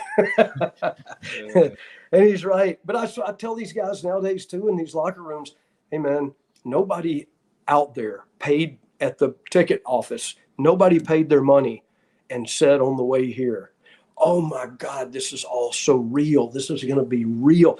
I said, and when they go get in the car to go home, not one of them's going to say, that was all real. That was all real. I said, our job is to, for at least 30 seconds in your match, take them to that place of disbelief where they go, holy shit, did you see that? That was real. If you take them there, you did your job. Yeah. 30 seconds worth. Back in the day, you couldn't get away with that. You had to give them something every week. But now, come on, man. You watch it. Do you still watch today's wrestling? I mean, you haven't been out that long. When did you leave WWE? So I was released from NXT. It'll be 2 years, January, I think. 2 years. So a couple of years. And look, NXT, I was down there for, 18 months. And that was awesome because now at that time, I'm literally knocking on the door 60, and I had a place, you know what I mean? And I could teach those kids down there, dude, I'm telling you right now, they want it. They want to learn. They want to, they're all young, so they got attitudes. Well, so did I. But that attitude you can go to the bank with if you harness it. And that was part of the gig. You know what I mean? I was over all the referees and all the referees they had at NXT UK. And look, it was a lot of work. But when you see them doing what they do in matches, and just to be able to go down there and still get in the ring and wrestle around, like Fit Finley's still there. My God, man, Fit could wrestle anybody in the world right now. Yeah. And the NXT was just special. So once I got released from there, I would still watch that every once in a while. I haven't watched a 3-hour Raw, and I couldn't tell you how long. I'll watch for the Usos or something. They, one of them still lives here in Pensacola. Naomi lives in, what's she? Trinity. She lives here. They live here in Pensacola, and so my wife sees them at the mall occasionally, and so I look for them because they're P-Cola boys. As far as everybody else, if like my son, he's 29, and if he says, hey, you ought to see this match, or you ought to see this promo, or then I'll pay attention to it. But yeah, NXT, I watch a little bit. AEW, I'll flip over there every once in a while. Everybody's got different ideas about wrestling, and that's the art of the work. It's okay to have different ideas about it. You know what I mean? And look, if you take what you learned in your youth and you bring it with you on the trip, well, it'll do you some good. But if you walk in the door knowing everything, I promise you, it is a long road, and it's not a fun one. It's best just to shut your mouth and listen. Man, you mentioned NXT referees. Now we got to bring up your protege, Rip. See if he remembers who's been down in NXT reffing now. He was in NXT UK as well. Who's that? Package? Package. Chris Sharp. You know Chris Sharp? Do I Package. ever? Yes. Well, I don't know if he knows him as Package. Yeah. No, I don't know that part. but yeah, no, listen, that dude, he and I talked on the phone a million times. Plus we would have Zoom calls like once or twice a week. We'd have Zoom calls with all those guys and all the Orlando refs. And but yeah, man, the goal all along was to get him from UK to Orlando. And of course, it didn't happen until after I was released. Oh, really? Said, I couldn't remember how long he was a little there. Money. But yeah, I'm really happy for that dude. He's a good dude, man. He started out in OVW, basically. He was, 18 maybe when he came? He wasn't very old. No, they all come down with Susio. But Susie and them were older than him, and though. Jimmy. Yeah. And Timmy Danger. All them guys come down from Richmond.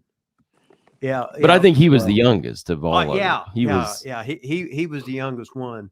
So, but anyway, I said, Package, you're a better wrestler than the guys I'm training. He was pretty good, right? I saw him at that strip club show, man. He tore the house down. He did some kind of big flip off into the pool and stuff. Man, he was awesome. That's so you mentioned AEW too, so we got to get your opinion on this, man. Who's the devil? You got any opinions on who the devil is? Michael Hayes. That's who the devil is. Michael Hayes. Michael Hayes. Oh, you heard it. You heard it here first, right here on Wrestling with Rip Rogers. Scott Armstrong reveals the devil in AEW. Michael P.S. Hayes. There we go. I love Michael Hayes, and he'll know I'm messing with him. Yeah, I have no idea who that is. Like I said, I watch every once in a while. Look, I'm a big just ribbing, really. I'm a big fan of FTR. I think their work is phenomenal. And look, back in the day, I'd be the producer on the show, and those guys, you just were guaranteed to have, seeing a good match. And if you bought a ticket, had him there. I forgot. Yeah, you would have had him in. Yeah, I produced a bunch of their stuff, and those dudes could go, man. And when they left WWE, I went to them and told them, I said, man, I know there's issues that are office related, and I was a producer, but which meant I was in the office. But I said, I hope you guys know, none of that pertains to our relationship, I hope, and I appreciate more than anything that you guys can wrestle, because that you don't see that much anymore, man. You just don't. And so to be able to see those guys transition to somewhere where I hope they're happy, man. Hey, look, at the end of the day, just be happy, right? No matter what you do. Took me a long time to figure that out. Anything to add, Rip? I can't thank you enough for being on here today, Scotty, especially with short notice. Oh, man, come on. And it was just, everybody's got real lives and real shit that you have to do. Yeah. And you just can't, I called him up. Yeah, he said he'd come on, And then I got to get Vaughn to figure out how he can, and then you got to figure out how to push that button or that app or whatever you call that shit. Because I'm not Mr. Technology, that's for damn sure. That's me either. But I want to thank you for coming on here. And as soon as we get off here, I'm going to call you.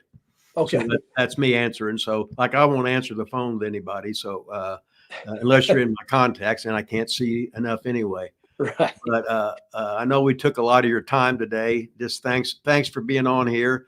Thanks for doing thanks for doing everything you do. And thank all your brothers, and thank your dad, mom and dad in heaven for letting me come down there and wrestle. And I appreciate it, man. Experience the Armstrong connection and everything. Yeah, you experienced it. That's for damn sure. He talks about you guys a lot. I know that all the time. So. Dude, I mean, I was just working in Georgia 6 months ago, and the guy said, "Hey, who would you bring down to Dothan for a get together or whatever?" And I said, "Oh, Rip Rogers would be one of them." And the guy immediately said, "Well, I don't think I know him." And I went, "Well, I do, but you asked me." Yeah. And so they brought Rip, so we got to catch up after 100 years, and man, it was just awesome. So yeah, dude, I'm thankful that you asked me, and I'd love to do it anytime. It's a lot of fun. I appreciate it. I saw the old farm center in Dothan there. The Yep. old farm center. We would do the TV in the morning with Charlie Platt and Rick Stewart. Then the tape would play in the afternoon. Then at night you'd watch every place go out there, and hopefully you'd have a sellout in that nice old building. Yep. Hotter than shit in the summertime. Oh, brutal. Oh, remember when Ard would get on you about you not eating? He'd call you the human zipper. Yeah. Oh, that was Ard would always wait for it to get quiet. He says, I was on the human zipper. He needed to eat more. He did it. He did it for years. Oh God, that was just so much funny.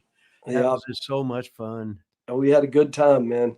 We good got the memories. That's for damn sure. Yes, we do. Makes me feel young again, just for a little bit. But what the hell, right? One more time, book Scott Armstrong. Sorry about that. At gmail.com for any kind of whatever you want to do. I guess seminars, appearances, autographs. Yeah. Hey, look, I can still referee a match. Referee. I don't think wrestling's in the future. Referee, but I can still referee a match if somebody wants to do a big title change. I'm their boy. You can count to 3, baby. You'd be over. Yes, I can do that. Well, thanks a lot, Scotty, for being on. Thank you guys, man. Loved every minute of it. Yep. Me too, guys. Thank you. Peace, baby. See you, buddy. Appreciate it. Have a good one. You too.